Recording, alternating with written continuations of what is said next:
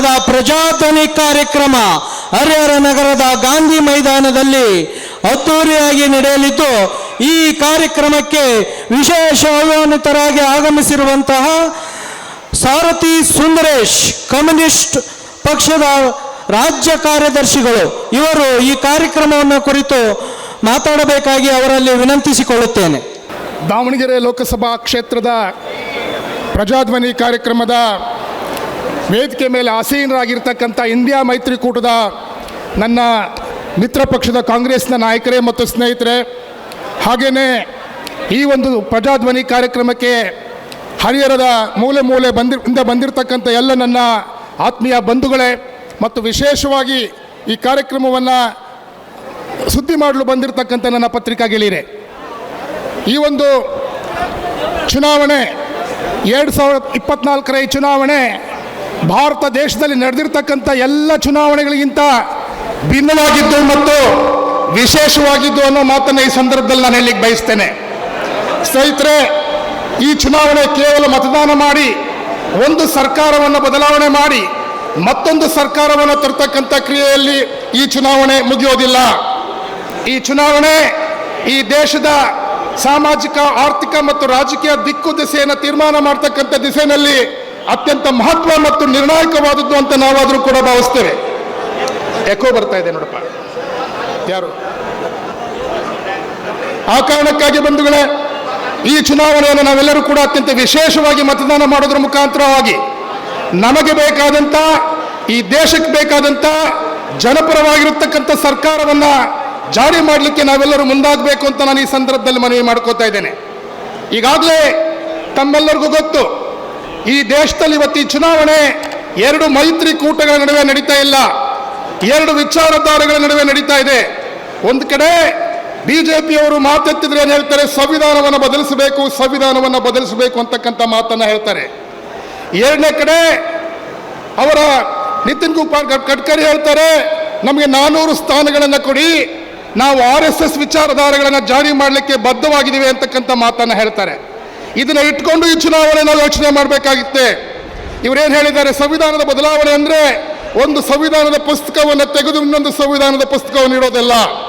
ಅವರ ಆಲೋಚನೆ RSSನ ವಿಚಾರಧಾರೆಗಳನ್ನು ಜಾರಿ ಮಾಡೋದು ಅಂತಾದರೆ, ಸ್ವಾತಂತ್ರ್ಯ ಬಂದ ಮೇಲೆ ಬಾಬಾ ಸಾಹೇಬ್ ಅಂಬೇಡ್ಕರ್ ಅವರು ಏನು ವಿರಚಿತವಾದಂಥ ಸಂವಿಧಾನವನ್ನು ಬದಲಾವಣೆ ಮಾಡಿ ಆ ಜಾಗಕ್ಕೆ ಏನು ತರ್ತಾರೆ ಅಂತಕ್ಕಂಥ ಪ್ರಶ್ನೆಯನ್ನು ನಾವು ಹಾಕೋಬೇಕಾಗಿದೆ. ಈ ಜಾಗದಲ್ಲಿ ಇವತ್ತಿರೋ ಸಂವಿಧಾನ ಪ್ರಪಂಚದಲ್ಲೇ ಶ್ರೇಷ್ಠವಾದಂಥ ಸಂವಿಧಾನ. ಈ ಸಂವಿಧಾನ ಸಮಾನತೆಯನ್ನು ಹೇಳುತ್ತೆ, ಈ ಸಂವಿಧಾನ ಸ್ವಾತಂತ್ರ್ಯವನ್ನು ಹೇಳುತ್ತೆ, ಈ ಸಂವಿಧಾನ ಸಹೋದರತೆಯನ್ನು ಹೇಳುತ್ತೆ, ಈ ಸಂವಿಧಾನ ನ್ಯಾಯ ಕೊಡಿಸುತ್ತೆ. ಆದರೆ ಬಂಧುಗಳೇ, ಇದರ ಜಾಗದಲ್ಲಿ ಏನು ಬಿಜೆಪಿಯವರು ಬದಲಾವಣೆ ಮಾಡಲು ಬಯಸಿರ್ತಕ್ಕಂಥ ಸಂವಿಧಾನ ಬಂದರೆ ಏನಾಗುತ್ತೆ? ಯಾವ ಸಂವಿಧಾನವನ್ನು ತರಲಿಕ್ಕೆ ಬಯಸ್ತಾರೆ ಅಂತಂದ್ರೆ, ಮನುಧರ್ಮಶಾಸ್ತ್ರ ಆಧಾರಿತ, ಮನುಸ್ಮೃತಿ ಆಧಾರಿತವಾದಂಥ ಸಂವಿಧಾನ ತರ್ತಾರೆ.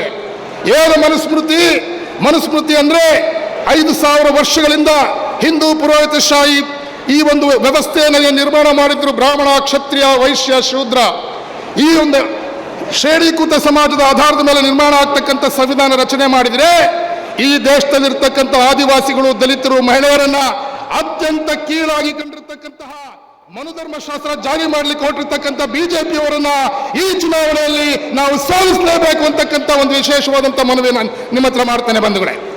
ಹಾಗೇನೆ ಆ ಸಂದರ್ಭದಲ್ಲಿ ಅವರು ಒಂದು ಸ್ವಾತಂತ್ರ್ಯ, ಒಂದು ನಮ್ಮ ಸಂವಿಧಾನವನ್ನು ಬದಲಾವಣೆ ಮಾತಾಡ್ತಾ ಇದ್ದಾರೆ. ಎರಡನೇದು ಪ್ರಜಾಸತ್ತೆಯ ನಾಶವನ್ನು ನಾವು ನೋಡ್ತಾ ಇದ್ದೀವಿ, ಪ್ರಜಾಪ್ರಭುತ್ವದ ನಾಶವನ್ನು ನೋಡ್ತಾ ಇದ್ದೀವಿ. ಹೇಗೆ ಪ್ರಜಾಪ್ರಭುತ್ವದ ನಾಶ ನೋಡ್ತಾ ಇದ್ದೀವಿ? ಕಳೆದ ಲೋಕಸಭಾ ಅಧಿವೇಶನದಲ್ಲಿ, ಕೊಟ್ಟ ಕಡೆಯ ಅಧಿವೇಶನದಲ್ಲಿ ಏನು ಮಾಡಿದ್ರು? 164 ಸಂಸದರನ್ನು ಅವರು ಸಸ್ಪೆಂಡ್ ಮಾಡಿದರು. ಸಂಸತ್ತಿನಿಂದ ಸಸ್ಪೆಂಡ್ ಮಾಡಿ ತಮಗೆ ಬೇಕಾದಂತಹ ಕಾನೂನುಗಳನ್ನು ಕೇವಲ 2 ಗಂಟೆಗಳಲ್ಲಿ ಜಾರಿ ಮಾಡಿದಂಥದ್ದು ಬಿಜೆಪಿ ಇತಿಹಾಸ. ಹಾಗೇನೇ ಇವತ್ತು ಚುನಾವಣೆಗೆ ಮುನ್ನ IT, ED ಮತ್ತು CBI ಅನ್ನು ಬಳಸಿಕೊಂಡು 2 ರಾಜ್ಯದ ಮುಖ್ಯಮಂತ್ರಿಗಳನ್ನು ಜೈಲಲ್ಲಿ ಇಟ್ಟು ಇವತ್ತು ಲೋಕಸಭಾ ಚುನಾವಣೆ ಮಾಡ್ತಾ ಇದ್ದಾರೆ. ಹಾಗೇನೇ ಈ ಜನತಂತ್ರದ ಬಗ್ಗೆ ಚರ್ಚೆ ಮಾಡಕ್ಕೆ ಶುರು ಮಾಡಿದರೆ ಯಾವತ್ತೂ ಇತಿಹಾಸದಲ್ಲಿ ನಾವು ನೋಡಿರಲಿಲ್ಲ. ಬಿಜೆಪಿಯವರು ಏನು ಮಾಡಿದ್ದಾರೆ, ಇವಾಗ ಚುನಾವಣೆಗೆ ಸ್ಪರ್ಧೆ ಮಾಡಿರ್ತಕ್ಕಂಥ ವಿರೋಧ ಪಕ್ಷದ ಅಭ್ಯರ್ಥಿಗಳನ್ನು ಖರೀದಿ ಮಾಡ್ತಾ ಇದ್ದಾರೆ. ಖರೀದಿ ಮಾಡಿ ಈಗಾಗಲೇ 2 ಕ್ಷೇತ್ರನ ಗೆದ್ದಿದ್ದಾರೆ. ನಾಚಿಕೆ ಆಗಬೇಕು ಬಿಜೆಪಿಯವರಿಗೆ. ಚುನಾವಣೆ ಫೈಟ್ ಮಾಡೋಣ, ಜನ ತೀರ್ಮಾನ ಒಪ್ಕೊಳ್ಳೋಣ ಅಂತಕ್ಕಂಥ ತೀರ್ಮಾನ ಬಿಟ್ಟು ಚುನಾವಣೆಯಲ್ಲಿ ವಿರೋಧ ಪಕ್ಷದ ಅಭ್ಯರ್ಥಿಗಳನ್ನು ಖರೀದಿ ಮಾಡಿ ಅವ್ರನ್ನ ಸ್ಪರ್ಧೆಯಿಂದ ಹಿಂದೆ ಸರಿಯುವಂತೆ ಮಾಡಿ ಮಾರನೇ ದಿನ ಬಿಜೆಪಿ ಆಫೀಸಲ್ಲಿ ಕೂರಿಸ್ಕೊಳ್ತಿರ್ತಕ್ಕಂಥ ಬಿಜೆಪಿಯ ನೀತಿಯನ್ನು ಇವತ್ತು ಪ್ರಶ್ನೆ ಮಾಡಬೇಕಾಗಿದೆ ಬಂಧುಗಳೇ. ಇದು ಪ್ರಜಾಸತ್ತೆನಾಶ. ನಮ್ಮ ಪ್ರಜಾಪ್ರಭುತ್ವ ಉಳಿಸ್ಕೋಬೇಕು ಅಂತಂದ್ರೆ ಈ ಬಾರಿ ಬಿಜೆಪಿಯನ್ನು ನಾವು ಸೋಲಿಸಲೇಬೇಕಾಗಿದೆ. ಮುಂದಿನದು ಬಹಳ ಮುಖ್ಯವಾಗಿ ಯೋಚನೆ ಮಾಡ್ತಕ್ಕಂಥ ಮತ್ತೊಂದು ಪ್ರಶ್ನೆ ಏನಂತಂದ್ರೆ ಬಹುತ್ವ ಭಾರತವನ್ನು ನಾವು ಉಳಿಸ್ಕೋಬೇಕಾಗಿದೆ. ಏನು ಬಹುತ್ವ ಭಾರತ? ಈ ದೇಶದಲ್ಲಿ ಹಿಂದೂ, ಮುಸಲ್ಮಾನ್, ಕ್ರೈಸ್ತ, ಜೈನ, ಪಾರಸಿ ಅಂತಕ್ಕಂಥ ಹಲವು ಮತ ಧರ್ಮಗಳಿರ್ಬೋದು, ಹಲವು ಜಾತಿಗಳಿರ್ಬೋದು, ಹಲವು ಭಾಷೆಗಳಿರ್ಬೋದು. ಬಂಧುಗಳೇ, ಆ ಹಿನ್ನೆಲೆಯಲ್ಲಿ ಈ ಬಹುತ್ವ ಭಾರತವನ್ನ ಹಿಂದೂ ಮತ್ತು ಮುಸ್ಲಿಂ ಅಂತಕ್ಕಂಥ ಮತದ್ವೇಷವನ್ನು ಬಿತ್ತೋದ್ರ ಮುಖಾಂತರವಾಗಿ ಈ ದೇಶವನ್ನು ಒಡಿಲಿಕ್ಕೆ ಹೋಗಿರ್ತಕ್ಕಂಥ ಬಿಜೆಪಿಯನ್ನು ಸೋಲಿಸಬೇಕಾಗಿದೆ. ಆ ಕಾರಣಕ್ಕಾಗಿ ನಾವು ಇವತ್ತು ಈ ಚುನಾವಣೆಯನ್ನು ನಡೆಸುವ ಮೊದಲು ನಾವು ಕೆಲವು 10 ವರ್ಷಗಳಲ್ಲಿ ಏನು ಮೋದಿಯವರ ಆಡಳಿತ ನಡೀತು, ಮೋದಿಯವರ ಭಾಷಣಲ್ಲೇ ಹೇಳಬೇಕು ಅಂತಂದ್ರೆ ಅಚ್ಚೇ ದಿನದಿಂದ ಅಮೃತ ಕಾಲದವರೆಗೆ, ಅಚ್ಚೇ ದಿನದಿಂದ ಅಮೃತ ಕಾಲದವರೆಗಿನ ಅವರು ನಡೆಸಿದ ಆಡಳಿತಾವಧಿಯಲ್ಲಿ ಕೊಟ್ಟ ಭರವಸೆಗಳು ಏನು, ಎಷ್ಟನ್ನ ಜಾರಿ ಮಾಡಿದ್ರು, ಎಷ್ಟನ್ನ ಜಾರಿ ಮಾಡಲಿಲ್ಲ, ಎಷ್ಟು ಜನಪರವಾಗಿತ್ತು, ಎಷ್ಟು ಜನವಿರೋಧಿಯಾಗಿತ್ತು ಅಂತಕ್ಕಂಥದ್ದನ್ನು ವಿಶ್ಲೇಷಣೆ ಮಾಡುವ ಅನಿವಾರ್ಯತೆ ನಮ್ಮ ಮುಂದೆ ಇರೋದ್ರಿಂದ ಬಂಧುಗಳೇ, ಇವತ್ತು ನಾವು 10 ವರ್ಷದ ಅವಧಿಯನ್ನು ವಿಶ್ಲೇಷಣೆ ಮಾಡೋಣ. 2014ರ ಚುನಾವಣೆಗಿಂತ ಮುಂದೆ ಸನ್ಮಾನ್ಯ ಮೋದಿ ಅವರು ಏನು ಹೇಳಿದ್ರು? ನನಗೆ ಅವಕಾಶ ಕೊಡಿ, ಬೆಲೆ ಏರಿಕೆ ಆಕಾಶದಷ್ಟು ಏರಿದೆ, ಗ್ಯಾಸ್ ಬೆಲೆ ಏರಿದೆ, ಪೆಟ್ರೋಲ್ ಬೆಲೆ ಏರಿದೆ, ಆಹಾರ ಧಾನ್ಯಗಳ ಬೆಲೆ ಏರಿದೆ, ನನಗೆ ಅವಕಾಶ ಕೊಡಿ, ನನಗೆ ಅವಕಾಶ ಕೊಟ್ಟರೆ ಬೆಲೆ ಇಳಿಸ್ತೀನಿ ಅಂತ ಹೇಳಿದರು. ನೀವು ಇವತ್ತು ಪ್ರಶ್ನೆ ಮಾಡಬೇಕಾಗಿದೆ, 10 ವರ್ಷಗಳ ನಂತರ ಯಾವುದೇ ರೀತಿಯ ಬೆಲೆ ಇಳಿಕೆ ಆಗಿದೆ ಅಂತಕ್ಕಂಥ ಪ್ರಶ್ನೆಯನ್ನು ನಾವು ಮೋದಿಯವ್ರಿಗೆ ಮಾಡಬೇಕಾಗಿದೆ. ಎರಡನೇದೊಂದು ಮಾತನ್ನು ಹೇಳಿದ್ರು, ನನಗೆ ಅಧಿಕಾರ ಕೊಡಿ, ವರ್ಷಕ್ಕೆ 2 ಕೋಟಿ ಉದ್ಯೋಗನ ಸೃಷ್ಟಿ ಮಾಡ್ತೀನಿ ಅಂತ ಹೇಳಿದವರು ಮೋದಿಯವರು. ದುರಂತ, ಈ ದೇಶದ ದುರಂತ. 10 ವರ್ಷಗಳಲ್ಲಿ ಇವತ್ತು ಉದ್ಯೋಗ ಸೃಷ್ಟಿಯಾಗೋದ್ರ ಬದಲು ನಿರುದ್ಯೋಗ ತಾಂಡವಾಡ್ತಾ ಇದೆ ಬಂಧುಗಳೇ. ಒಂದು ಉದಾಹರಣೆ ಹೇಳಲಿಕ್ಕೆ ನಾನು ಬಯಸ್ತೇನೆ. ಮೊನ್ನೆ ಉತ್ತರ ಪ್ರದೇಶದಲ್ಲಿ ಪೊಲೀಸ್ ಕಾನ್ಸ್ಟೇಬಲ್ ಹುದ್ದೆಗೆ 67,000 ಪೊಲೀಸ್ ಕಾನ್ಸ್ಟೇಬಲ್ ಹುದ್ದೆಗೆ ಅರ್ಜಿ ಕರೆದಿದ್ರು. ಅಲ್ಲಿ ಅರ್ಜಿ ಹಾಕೊಂಡವ್ರ ಸಂಖ್ಯೆ 46 ಲಕ್ಷ. 46 ಲಕ್ಷ ನಿರುದ್ಯೋಗಿಗಳು ಅರ್ಜಿ ಹಾಕಿದ್ದಾರೆ ಕೇವಲ 67,000 ಪೊಲೀಸ್ ಕಾನ್ಸ್ಟೇಬಲ್ ಹುದ್ದೆಗೆ. ಅಂದ್ರೆ ಒಂದು ರಾಜ್ಯದಲ್ಲಿ ಈ ಪ್ರಮಾಣದಂತ ನಿರುದ್ಯೋಗ ಇರುವಾಗ ಇಡೀ ದೇಶದಲ್ಲಿ ಎಷ್ಟು ನಿರುದ್ಯೋಗ ಇದೆ ಅಂತಕ್ಕಂಥದ್ದು ಆಲೋಚನೆ ಮಾಡಿ ಮೋದಿ ಅವರಿಗೆ ಪ್ರಶ್ನೆ ಕೇಳಬೇಕಾಗಿದೆ ಬಂಧುಗಳೇ. ಆಮೇಲೆ ಏನು ಹೇಳಿದ್ರು? ಸಬ್ಕೆ ಸಾಥ್ ಸಬ್ಕೆ ವಿಕಾಸ್ ಅಂತಕ್ಕಂಥ ಮಾತನ್ನ ಹೇಳಿದ್ರು. ನಿಜವಾಗಿ ಅದು ಆಗಿದೆಯಾ ಅಂತಕ್ಕಂಥ ಪ್ರಶ್ನೆಯನ್ನು ನಾವು ಇವತ್ತು ಹಾಕೋಬೇಕಾಗಿದೆ. ಇವತ್ತು ಈ ದೇಶದ ಆರ್ಥಿಕ ವ್ಯವಸ್ಥೆಯನ್ನು ವಿಶ್ಲೇಷಣೆ ಮಾಡಿದ್ರೆ ಈ ದೇಶದಲ್ಲಿರ್ತಕ್ಕಂಥ 40% ಶ್ರೀಮಂತ ಆಸ್ತಿ ಕೇವಲ 1% ಶ್ರೀಮಂತರ ಕೈಗೆ ಹೋಗಿದೆ. ಹಾಗೇನೆ ಈ ದೇಶದಲ್ಲಿರ್ತಕ್ಕಂತಹ 50% ಜನರಿಗೆ ಸಿಗಬೇಕಾದದ್ದು ಆಸ್ತಿಯ ಪಾಲಿನಲ್ಲಿ ಕೇವಲ 3 ಪಾಲನ್ನು ಜನ ಅನುಭವಿಸ್ತಾ ಇದ್ದಾರೆ. ಆ ಕಾರಣಕ್ಕಾಗಿ ಬಂಧುಗಳೇ, ಮೋದಿಯವರು ಏನು ಸಬ್ಕಾ ಸಾಥ್ ಸಬ್ಕಾ ವಿಕಾಸ್ ಹೇಳಿದ್ರು ಅದು ಸುಳ್ಳು. ಅವರು ಮಾಡಿದ್ದೇನೆಂದ್ರೆ ಅದಾನಿ ಅಂಬಾನಿ ವಿಕಾಸ್ ಮತ್ತೆಲ್ಲ ಜನಸಾಮಾನ್ಯರ ವಿನಾಶ ಮಾಡಿರ್ತಕ್ಕಂಥದ್ದು ಮೋದಿಯವರ ಸಾಧನೆ ಅಂತ ಈ ಸಂದರ್ಭದಲ್ಲಿ ಹೇಳಬೇಕಾಗಿದೆ ಬಂಧುಗಳೇ. ಮಾತೆತ್ತಿದ್ರೆ ಮೋದಿಯವರು ಏನು ಹೇಳ್ತಾ ಇದ್ರು? ಬೇಟಿ ಪಡಾವ್ ಬೇಟಿ ಬಚಾವ್. ಸ್ನೇಹಿತರೆ, ಇದು ಜಾರಿಯಾಗಿದೆ ಅಂತ ಪ್ರಶ್ನೆ ನಾವು ಹಾಕೋಬೇಕಾಗಿದೆ. ಮೋದಿಯವರ ಆಡಳಿತದಲ್ಲಿ ಹಾಗೇನೆ ಬಿಜೆಪಿ ಆಡಳಿತ ಇರ್ತಕ್ಕಂಥ ಉತ್ತರ ಪ್ರದೇಶದ ಮುಖ್ಯಮಂತ್ರಿ ಯೋಗಿ ಆದಿತ್ಯನಾಥರ ರಾಜ್ಯದಲ್ಲೇ ಇವತ್ತು ಬೇಟಿ ಬಡಾವ್ ಮತ್ತು ಬೇಟಿ ಬಚಾವ್ ಆಗಲಿಲ್ಲ. ಅದಕ್ಕೆ 3 ಉದಾಹರಣೆಗಳನ್ನು ನಾವು ನೋಡ್ಬೋದು. ಅದು ಉನ್ನಾವ ಪ್ರಕರಣ ಆಗಿರ್ಬೋದು, ಹತ್ರಾಸ್ ಪ್ರಕರಣ ಆಗ್ಬೋದು, ಕಥುವಾ ಪ್ರಕರಣ ಆಗಿರ್ಬೋದು, ಮಣಿಪುರ ಆಗಿರ್ಬೋದು, ಹಾಗೆಯೇ ಬೇರೆ ಬೇರೆ ನಮ್ಮ ಹೆಮ್ಮೆಯ ಕ್ರೀಡಾಪಟುಗಳಿಗೆ ಬಿಜೆಪಿ ಸಂಸದ ಬ್ರಿಜ್ಭೂಷಣ್ ಸಿಂಗ್ ಕೊಟ್ಟಿರ್ತಕ್ಕಂಥ ಲೈಂಗಿಕ ಕಿರುಕುಳ ಆಗಿರ್ಬೋದು. ಈ ಘಟನೆಗಳನ್ನು ವಿಶ್ಲೇಷಣೆ ಮಾಡಿದ್ರೆ ಗೊತ್ತಾಗುತ್ತೆ ಬಿಜೆಪಿಯವರು ಮಹಿಳೆಯರ ಪರವಲ್ಲ, ಮಹಿಳೆಯರ ಸುರಕ್ಷತೆಯ ಪರವಾಗಿಲ್ಲ. ಅದರ ಬದಲಾಗಿ ಈ ದೇಶದಲ್ಲಿರ್ತಕ್ಕಂಥ ಹೆಣ್ಣು ಮಕ್ಕಳಿಗೆ ಅತಿ ಹೆಚ್ಚು ಕಿರುಕುಳ ಕೊಟ್ಟವರು ಬಿಜೆಪಿಯವರು ಅನ್ನೋದನ್ನ ತೀರ್ಮಾನ ಮಾಡಬೇಕಾಗತ್ತೆ.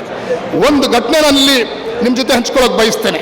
ಕಥುವಾ ಅಂತಕ್ಕಂಥ ಜಿಲ್ಲೆಯಲ್ಲಿ, ಜಮ್ಮು ಕಾಶ್ಮೀರದ ಕಥುವಾ ಅಂತಕ್ಕಂಥ ಜಿಲ್ಲೆಯಲ್ಲಿ 8 ವರ್ಷದ ಹೆಣ್ಣು ಮಗುವನ್ನ ದೇವಸ್ಥಾನದೊಳಗೆ ಸತತವಾಗಿ 1 ವಾರ ರೇಪ್ ಮಾಡ್ತಾರೆ. ಅಲ್ಲಿ 6 ಜನ ಯುವಕರು 8 ವರ್ಷದ ಹೆಣ್ಮಗಳನ್ನ ದೇವಸ್ಥಾನದೊಳಗೆ 6 ದಿನಗಳ ಕಾಲ ರೇಪ್ ಮಾಡ್ತಾರೆ. ಆ ಮಗುವನ್ನ ಕೊಲೆ ಮಾಡೋಕ್ಕಿಂತ ಮೊದಲು ಮತ್ತೊಂದ್ಸಲ ರೇಪ್ ಮಾಡ್ತಾರೆ.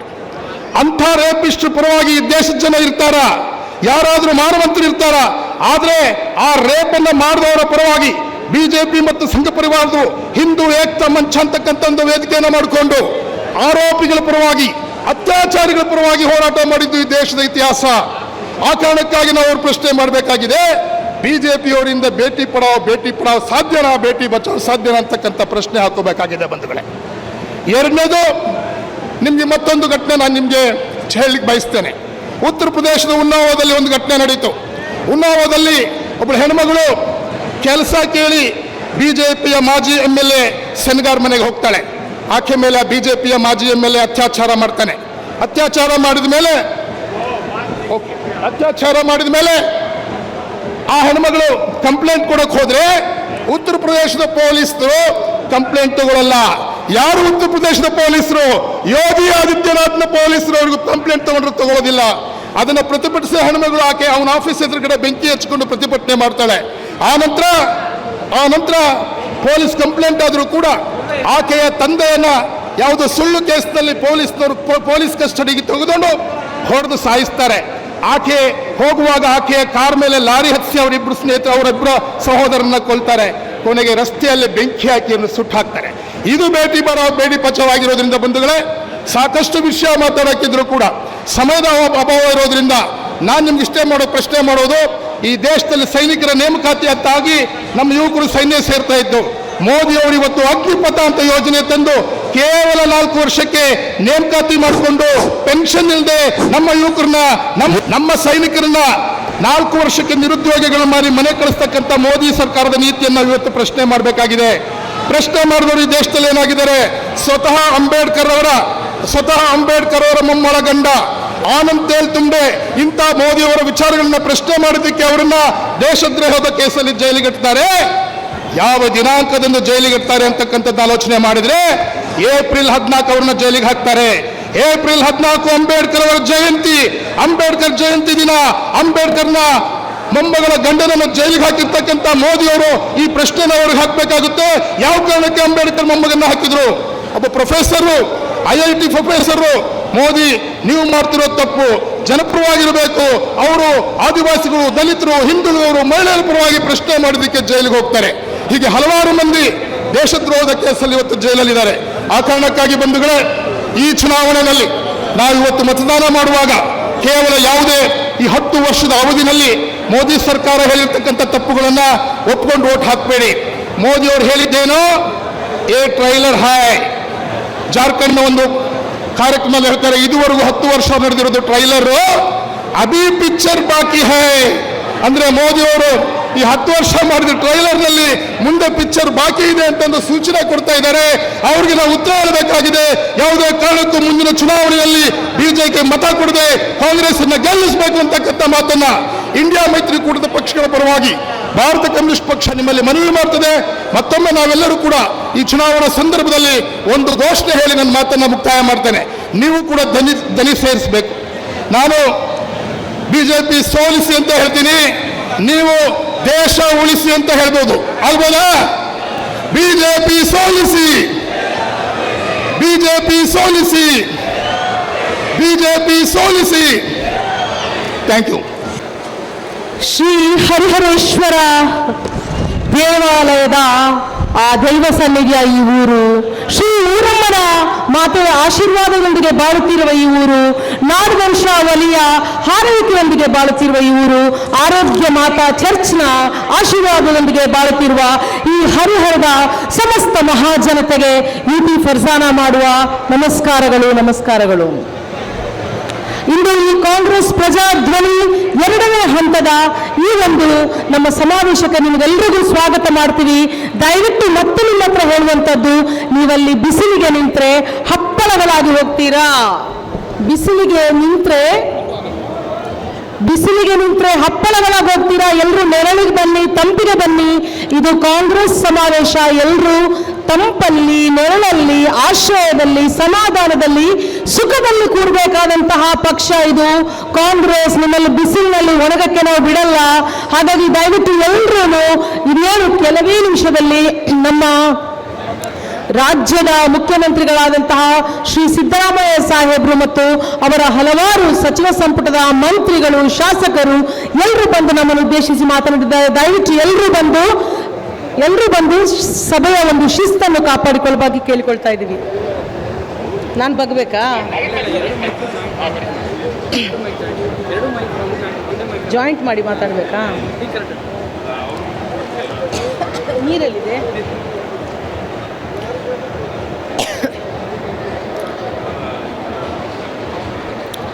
ನಮ್ಮ ಕಾಂಗ್ರೆಸ್ ಪಕ್ಷ ಇದುವರೆಗೂ ನೀಡಿರುವಂತಹ ಒಂದು ಯೋಜನೆಗಳು, ಗ್ಯಾರಂಟಿ ಯೋಜನೆಗಳ ಬಗ್ಗೆ ನಿಮ್ಗೆಲ್ರಿಗೂ ಗೊತ್ತು. ಇಲ್ಲಿ ಮಹಿಳೆಯರು ಎಷ್ಟು ಮಂದಿ ಇದ್ದಾರೆ? ಕೈ ಎತ್ತಿ ನೋಡೋಣ.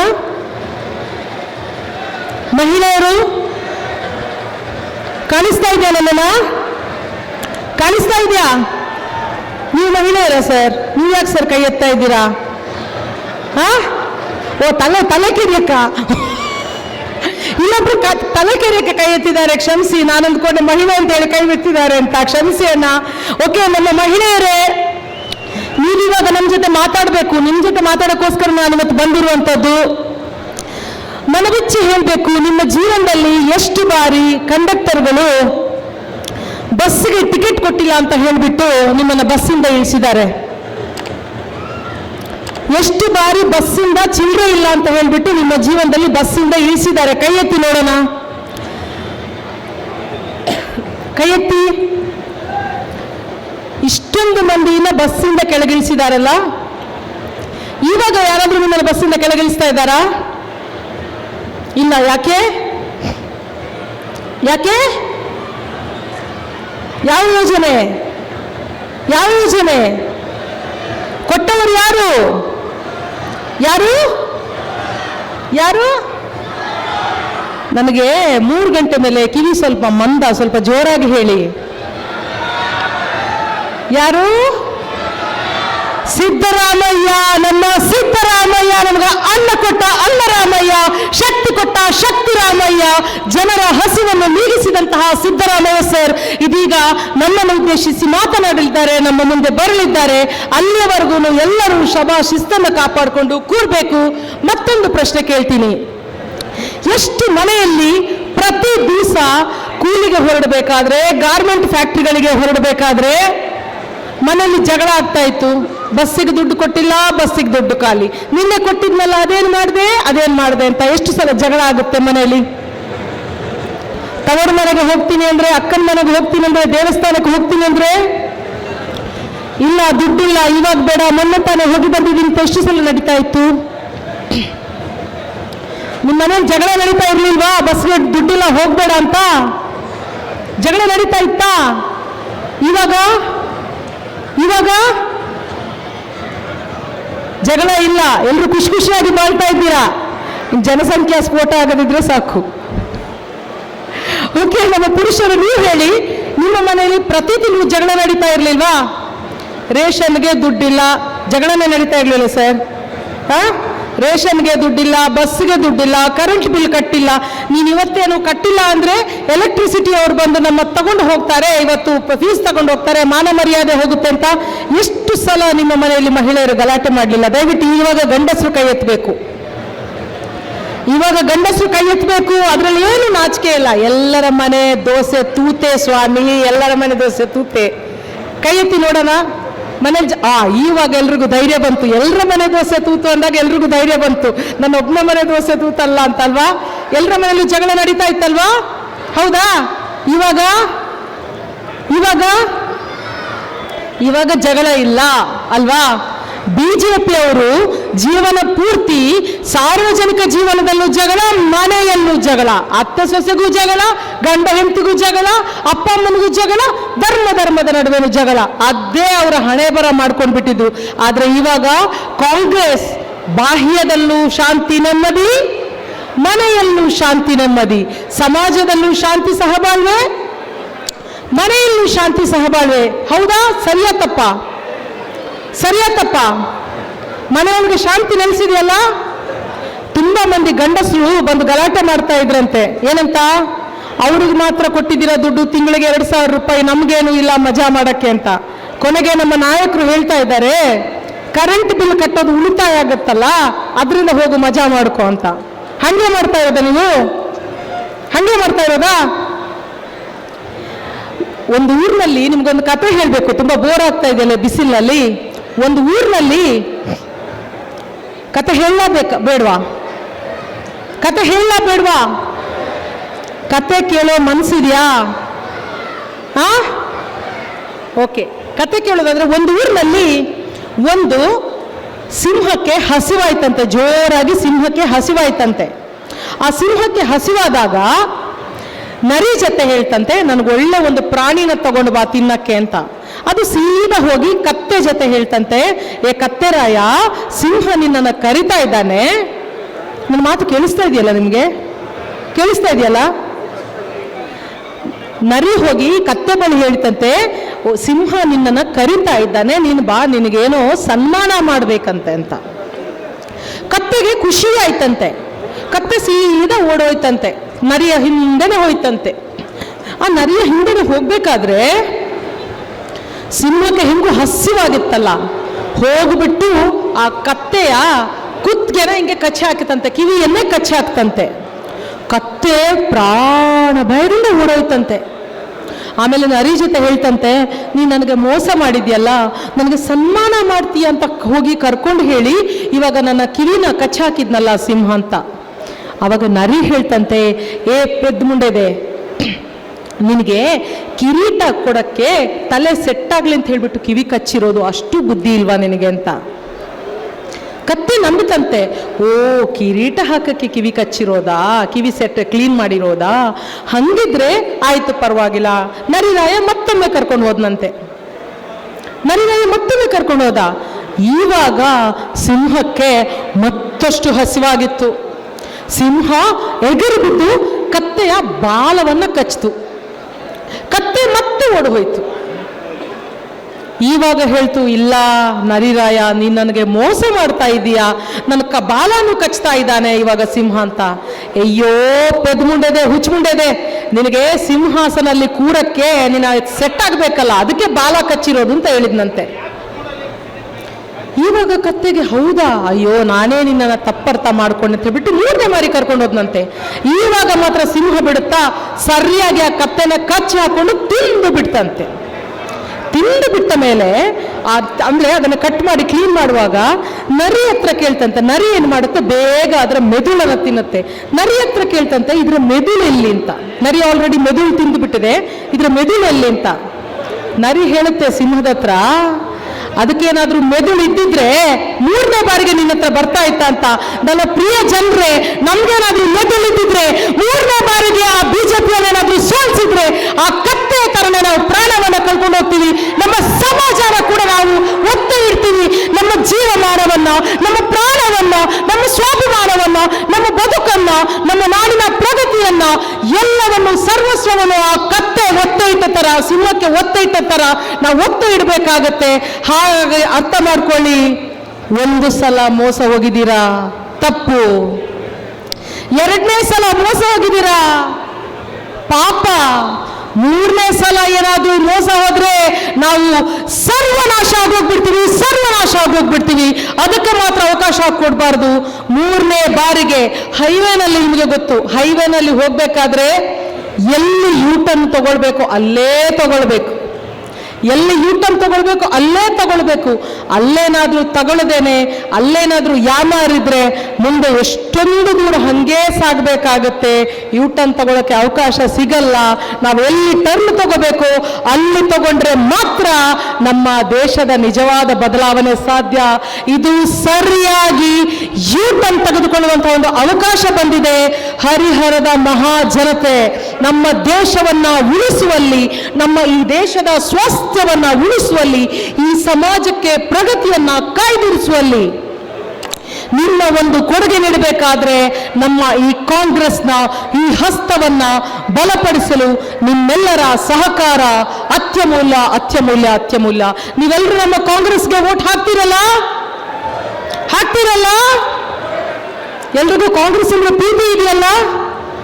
ಯಾವ ಕಾರಣಕ್ಕೋಸ್ಕರ ನಿಮಗೆ ಕಾಂಗ್ರೆಸ್ ಅಂದ್ರೆ ಪ್ರೀತಿ ಇದೆ? ಯಾವ ಕಾರಣಕ್ಕೋಸ್ಕರ ನಿಮಗೆ ಕಾಂಗ್ರೆಸ್ ಅಂದ್ರೆ ಪ್ರೀತಿ ಇದೆ? ಡೆವಲಪ್ಮೆಂಟ್ಗೆ. ಹಾಗೇನೆ ನಾನು ಒಂದು ಸ್ವಲ್ಪ ಟೀಚರ್ ಆಯ್ತಾ, ಹಿನ್ನೆಲೆಯಲ್ಲಿ ಪ್ರೊಫೆಸರು, ಹಂಗಾಗಿ ಸ್ಟೂಡೆಂಟ್ಗಳಿಗೆ ಪ್ರಶ್ನೆ ಕೇಳ್ತಾ ಇರ್ತೀನಿ. Okay, last bench. ಯಾವ ಕಾರಣಕ್ಕೋಸ್ಕರ?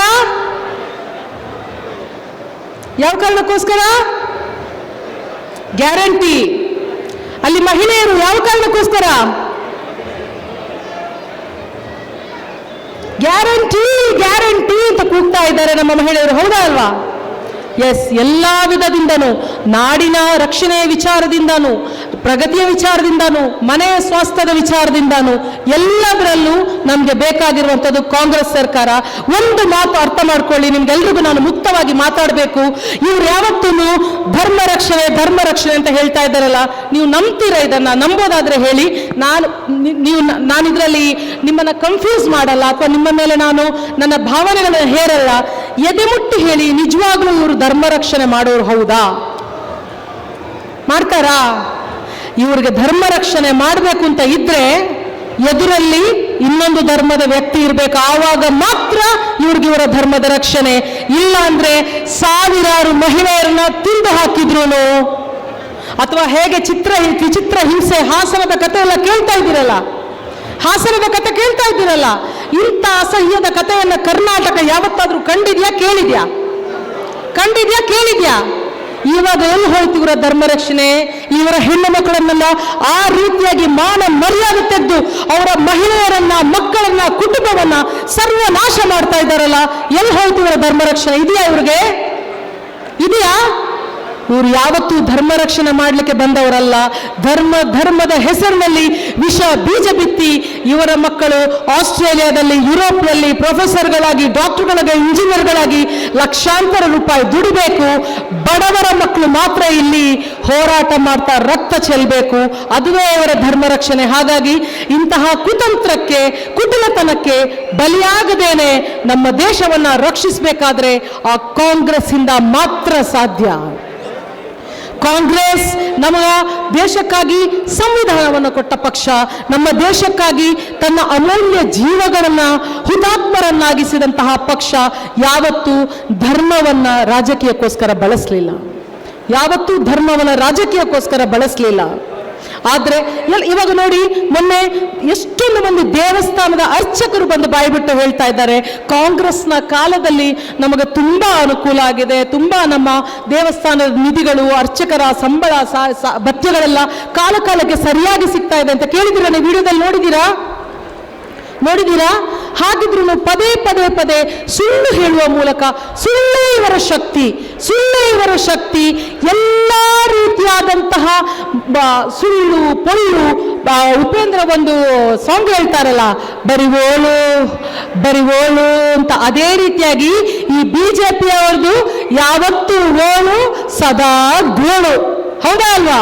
ಬಿಜೆಪಿ ಅವ್ರದ್ದು ಯಾವತ್ತೂ ಓಳು ಸದಾ ಗೋಳು. ಖಂಡಿತವಾಗ್ಲೂ ಇವರು ಇಂಥದೇ ಜನ್ಮ ಬಾಳ್ಕೊಂಡು ಬಂದವರು. ಹಾಗಾಗಿ ಈ ಸಲ ಕಾಂಗ್ರೆಸ್ ನಮಗೆ ಕೊಟ್ಟಿರುವಂತಹ ಯೋಜನೆಗಳು, ಶಕ್ತಿ ಯೋಜನೆ ಆಗಿರಲಿ, ಗೃಹಲಕ್ಷ್ಮಿ ಯೋಜನೆ ಆಗಿರಲಿ, ಯುವ ನಿಧಿ ಯೋಜನೆ ಆಗಿರಲಿ, ಅಥವಾ ನಮಗೆ ಅನ್ನಭಾಗ್ಯ ನೀಡಿದಂತಹ ಯೋಜನೆ ಆಗಿರಲಿ, ಇದರ ಜೊತೆಗೆ ಇವತ್ತು ನಮ್ಮ ಮಹಿಳೆಯರು ತಿಂಗಳಿಗೆ 2,000 ರೂಪಾಯಿ ಏನು ತಗೊಳ್ತಾ ಇದ್ದೀರಲ್ಲ, 2,000 ರೂಪಾಯಿ, ಇನ್ನು ಮುಂದೆ ಇದೇ ಗೃಹ ಲಕ್ಷ್ಮಿಯರು ವರ್ಷಕ್ಕೆ 1 ಲಕ್ಷ ರೂಪಾಯಿ ತೆಗೆದುಕೊಳ್ಳುವಂತಹ ಮಹಾಲಕ್ಷ್ಮಿಯರಾಗ್ತೀರಾ. ಒಂದು ಓಟ್ಗೆ 1 ಲಕ್ಷ ರೂಪಾಯಿ ವರ್ಷಕ್ಕೆ ಬರುವಂತಹ ಯೋಜನೆನ ಎಲ್ಲಾದರೂ ಕಂಡಿದ್ದೀರಾ? ಖುಷಿಯಾಗಲ್ವಾ ನಿಮಗೆ ಮಹಿಳೆಯರೇ? ಖುಷಿಯಾಗುತ್ತಾ ಇಲ್ವಾ? ವರ್ಷಕ್ಕೆ 1 ಲಕ್ಷ ರೂಪಾಯಿ ಬೇಕಾ ಬೇಡವಾ?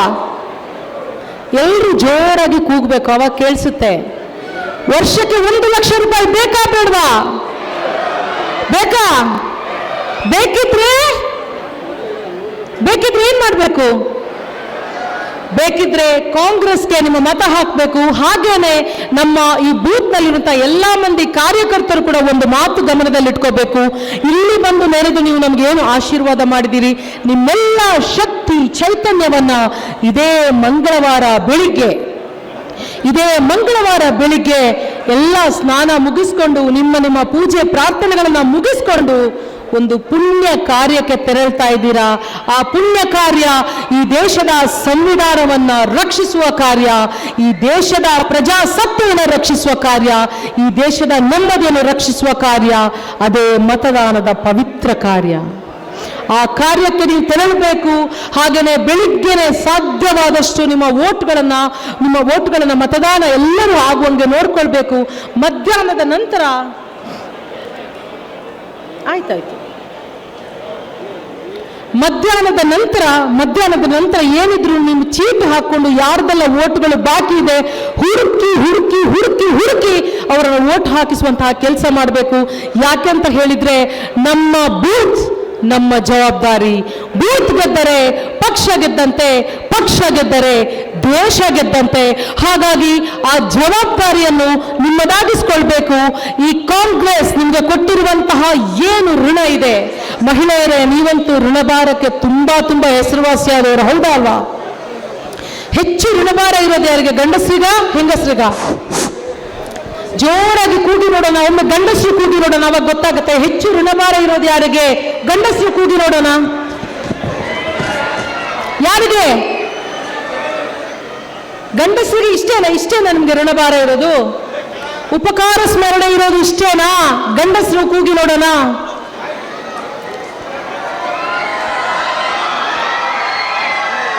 Very good. ಇವಾಗ ಹೆಂಗಸ ಸರದಿ ಜಾಸ್ತಿ ಋಣಭಾರ ಇರೋದು ಯಾರಿಗೆ, ಗಂಡಸರಿಗ ಹೆಂಗಸರಿಗ? ಜೋರಾಗಿ ಕೂಗ್ಬೇಕು,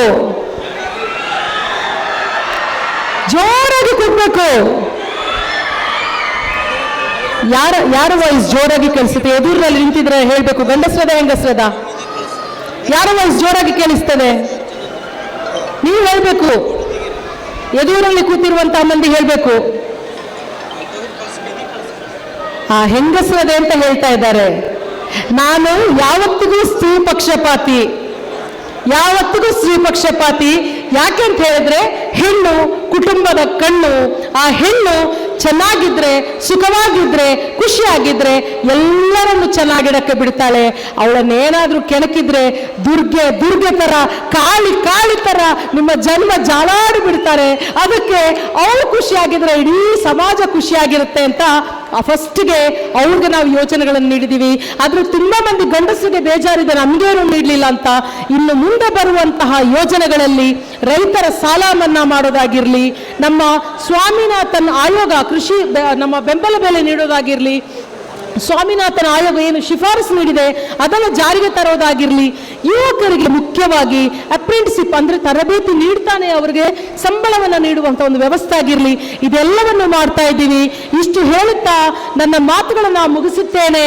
ಜೈ ಕಾಂಗ್ರೆಸ್, ಜೈ ಕಾಂಗ್ರೆಸ್, ಜೈ ಕಾಂಗ್ರೆಸ್. Thank you. ಎರಡನೇ ಹಂತದ ಪ್ರಜಾಧ್ವನಿ ಕಾರ್ಯಕ್ರಮವನ್ನ ಕುರಿತು ಫರ್ಜಾನಾ ಕೆಪಿಸಿಸಿ ವಕ್ತಾರರು ಮಾತನಾಡಿದ್ದಾರೆ. ಅವರಿಗೆ ತುಂಬ ಹೃದಯದ ಧನ್ಯವಾದಗಳು. ಈಗ ಎರಡನೇ ಹಂತದ ಪ್ರಜಾಧ್ವನಿ ಕಾರ್ಯಕ್ರಮವನ್ನು ಉದ್ದೇಶಿಸಿ D Basavaraj KPCC general secretary ಇವರು ತಮ್ಮ ಮಾತುಗಳನ್ನಾಡಬೇಕಾಗಿ ವಿನಂತಿಸಿಕೊಳ್ಳುತ್ತೇನೆ. ಈ ಒಂದು ಪ್ರಜಾಧ್ವನಿಯ ವೇದಿಕೆಯಲ್ಲಿ ಉಪಸ್ಥಿತರಿರ್ತಕ್ಕಂಥ ನಮ್ಮ ಕಾಂಗ್ರೆಸ್ ಪಕ್ಷದ ಹಿರಿಯರಾದಂಥ ಹಳ್ಳಹಳ್ಳಿ ಬಸಣ್ಣವರೇ, ನಮ್ಮ ಹಿರಿಯರಾದಂಥ ಕೃಷ್ಣಸಾಬ್ ಬೋತೆ ಅವರೇ, ಮಾಜಿ ನಗರಾಧ್ಯಕ್ಷರಾದಂಥ ಶ್ರೀಮಾನ್ ರೇಣುಸಿದ್ದಪ್ಪನವರೇ, ಶಂಕರ್ ಕಟಾವ್ಕರ್ ಅವರೇ, ನಂದಿಗಾವಿ ಶ್ರೀನಿವಾಸರವರೇ, ಇನ್ನು ವೇದಿಕೆಯಲ್ಲಿ ಅನೇಕ ನಮ್ಮ ನಾಯಕರುಗಳು, ಹರಿಹರ ತಾಲೂಕಿನ ನಾಯಕರುಗಳು ಭಾಗವಹಿಸಿದ್ದಾರೆ. ಅದೇ ರೀತಿ ನಮ್ಮ ಕಮ್ಯುನಿಸ್ಟ್ ಪಕ್ಷದಿಂದ ಬೆಂಬಲ ನೀಡಿರ್ತಕ್ಕಂಥ ಸುಂದರೇಶ್ ಅವರಿದ್ದಾರೆ, ಫರ್ಜಾನಾರವರಿದ್ದಾರೆ. ವೇದಿಕೆಯಲ್ಲಿ ಇನ್ನು ಅನೇಕ ನಮ್ಮ ಮುಖಂಡರುಗಳಿದ್ದಾರೆ. ವೇದಿಕೆಯ ಮುಂಭಾಗದಲ್ಲಿ ಮಾಧ್ಯಮದ ಸ್ನೇಹಿತರು ಮತ್ತು ನಮ್ಮ ಕಾಂಗ್ರೆಸ್ನ ಮುಖಂಡರುಗಳು ವೇದಿಕೆ ಮುಂಭಾಗದಲ್ಲಿದ್ದಾರೆ. ಹಾಗೂ ಕಾಂಗ್ರೆಸ್ಸಿನ ಅಭಿಮಾನಿಗಳೇ, ಬಂಧುಗಳೇ, ಈಗಾಗಲೇ ನಮ್ಮ ನೆಚ್ಚಿನ ಮುಖ್ಯಮಂತ್ರಿ ಸಿದ್ದರಾಮಯ್ಯನವರು ಇನ್ನು ಕೆಲವೇ ನಿಮಿಷಗಳಲ್ಲಿ ಇಲ್ಲಿ ಬರಲಿದ್ದಾರೆ. ನಿನ್ನೆ ತಾನೇ ಶ್ರೀಮತಿ ಇಂದಿರಾ ಗಾಂಧಿ ಅವರ ಮೊಮ್ಮಗಳು, ರಾಜೀವ್ ಗಾಂಧಿ ಅವರ ಮಗಳು, ನಮ್ಮ ಕಾಂಗ್ರೆಸ್ ಪಕ್ಷದ ಅಖಿಲ ಭಾರತ ಪ್ರಧಾನ ಕಾರ್ಯದರ್ಶಿ ಶ್ರೀಮತಿ ಪ್ರಿಯಾಂಕಾ ಗಾಂಧಿ ಅವರು ದಾವಣಗೆರೆಯಲ್ಲಿ ಬಂದಾಗ ಲಕ್ಷಾಂತರ ಜನ ಬಂದು ಕಾಂಗ್ರೆಸ್ಗೆ ಮತ ನೀಡ್ತೇವೆ ಅಂತಕ್ಕಂಥ ವಾಗ್ದಾನವನ್ನು ಮಾಡಿ ಹೋಗಿದ್ದಾರೆ. ಆ ಸಭೆಯಲ್ಲಿ ಸಿದ್ದರಾಮಯ್ಯನವರು, ಡಿ ಕೆ ಶಿವಕುಮಾರ್ ಅವರು ಸಹ ಇದ್ದರು. ಇವತ್ತು ಸಹ ನಮ್ಮ ಮುಖ್ಯಮಂತ್ರಿಗಳು ಶ್ರೀಮಾನ್ ಸಿದ್ದರಾಮಯ್ಯನವರು ಬೆಳಗ್ಗೆ ಹೊನ್ನಾಳಿಯಲ್ಲಿ ಮಾತನಾಡಿದ್ದಾರೆ. ಈಗ ಹರಿಹರಕ್ಕೆ ಬರಲಿದ್ದಾರೆ. ನಾವು ಇಷ್ಟೇ ನಿಮಗೆ ಮತಯಾಚನೆ ಮಾಡೋದು. ಇವತ್ತು ನಾವು ಕಳೆದ 2023ರಲ್ಲಿ ಗ್ಯಾರಂಟಿ ಕಾರ್ಡ್ಗಳನ್ನು ಕೊಡುವಾಗ BJP ಅವರು ಹೇಳ್ತಾ ಇದ್ರು, ಗ್ಯಾರಂಟಿ ಕಾರ್ಡ್ಗಳು ಕಸದ ಬುಟ್ಟಿಗೆ ಹಾಕ್ರಿ, ಇವರು ಯಾವುದೇ ರೀತಿಯ ಗ್ಯಾರಂಟಿಗಳನ್ನು ಈಡೇರಿಸಕ್ಕೆ ಆಗೋದಿಲ್ಲ ಅಂತ ಹೇಳ್ತಾ ಇದ್ರು. ಆದರೆ ನಾವು ನುಡಿದಂತೆ ನಡೆದಿದ್ದೇವೆ. 5 ಗ್ಯಾರಂಟಿಗಳನ್ನು 6 ತಿಂಗಳಲ್ಲಿ ಪೂರೈಸಿದ್ದೇವೆ. ಇವತ್ತು ನಮಗೆ ಕಾಂಗ್ರೆಸ್ ಪಕ್ಷದ ಅಭ್ಯರ್ಥಿ ಗೆದ್ದೇ ಗೆಲ್ತಾರೆ ಅನ್ನೋದಕ್ಕೆ ನಮ್ಗೆ ಏನಪ್ಪ ಕಾರಣ ಅಂದರೆ, ನಾವು ಈ ಜಿಲ್ಲೆಯಲ್ಲಿ ನಾವು ಕೊಟ್ಟಂತ ಗೃಹಲಕ್ಷ್ಮಿಯರು ಏನು 2,000 ರೂಪಾಯಿ ಕೊಡ್ತಾ ಇದ್ದೀವಿ. ದಾವಣಗೆರೆ ಜಿಲ್ಲೆ 1ರಲ್ಲಿ ನಾವು 5.5 ಲಕ್ಷ ಮಹಿಳೆಯರಿಗೆ ಗೃಹಲಕ್ಷ್ಮಿ ಕೊಡ್ತಾ ಇದ್ದೀವಿ. ದಯಮಾಡಿ ಈ ಕಡೆ ಬನ್ನಿ. ಇನ್ನು ಕೆಲವೇ ಕ್ಷಣಗಳಲ್ಲಿ ರಾಜ್ಯದ ದಮನಿತರ ಶೋಷಿತರ ಆಶಾಕಿರಣ ಸಿದ್ದರಾಮಯ್ಯ ಅವರು ಬರ್ತಾ ಇದ್ದಾರೆ. ದಯಮಾಡಿ ಈ ಕಡೆ ಬನ್ನಿ. ನಿಮಗೆ ಹೇಳ್ತಾರಲ್ಲ, ಇಲ್ಲಿ ಖಾಲಿ ಚೇರ್ಸ್ ಇದ್ದಾವೆ, ಈ ಕಡೆ ಬನ್ನಿ. ಈ ಒಂದು ಲೋಕಸಭಾ ಕ್ಷೇತ್ರದಲ್ಲಿ यहाँ पे मौजूद तमाम लोगों से इल्तिजा है, जो इधर जो खाली सीटें हैं और छोड़ भी है, तमाम इधर आके बैठे, वहाँ धूप में कई को खड़े, इधर जो आओ. ಸರ್, ಇನ್ನು ಕೇವಲ 5 ನಿಮಿಷದಲ್ಲಿ ನಮ್ಮ ಜನಪ್ರಿಯ ಮುಖ್ಯಮಂತ್ರಿಗಳು ಸಿದ್ದರಾಮಯ್ಯನವರು ಈ ವೇದಿಕೆಗೆ ಬರಲಿದ್ದಾರೆ. ದಯಮಾಡಿ ನಮ್ಮ ಕಾಂಗ್ರೆಸ್ ಬಂಧುಗಳು, ನಾಗರಿಕರು ಈ ಚೇರ್ಗಳು ಇಲ್ಲಿ ಬಂದು ತಮಗಾಗಿ ಆಸನ ಇದೆ, ಬಂದು ಕುಳಿತುಕೊಳ್ಬೇಕು. ನಾನು ಹೇಳ್ತೇನೆ, ಇವತ್ತು ದಾವಣಗೆರೆ ಜಿಲ್ಲೆ 1ರಲ್ಲೇ, ಈ ಲೋಕಸಭಾ ಕ್ಷೇತ್ರ 1ರಲ್ಲೇ 5.5 ಲಕ್ಷ ಮಹಿಳೆಯರು 2,000 ರೂಪಾಯಿಯನ್ನ ಪಡಿತಾ ಇದ್ದಾರೆ. ತಲಾ 2,000 ರೂಪಾಯಿಯನ್ನ. ಇದು ಒಟ್ಟು ನಾವು ಕೊಡ್ತಕ್ಕಂಥ ಹಣ ತಿಂಗಳಿಗೆ 110 ಕೋಟಿ ಬರೀ ದಾವಣಗೆರೆ ಜಿಲ್ಲೆ 1ಕ್ಕೆ ನಾವು ಕೊಡ್ತಾ ಇದ್ದೀವಿ. ಇವತ್ತು ನಮ್ಮ ಒಟ್ಟಾರೆ 5 ಯೋಜನೆಗಳಿಗೆ ವರ್ಷಕ್ಕೆ 58,000 ಕೋಟಿ ಹಣವನ್ನು ಇವತ್ತು ಸಿದ್ದರಾಮಯ್ಯ ಸರ್ಕಾರ ನೀಡ್ತಾ ಇದೆ.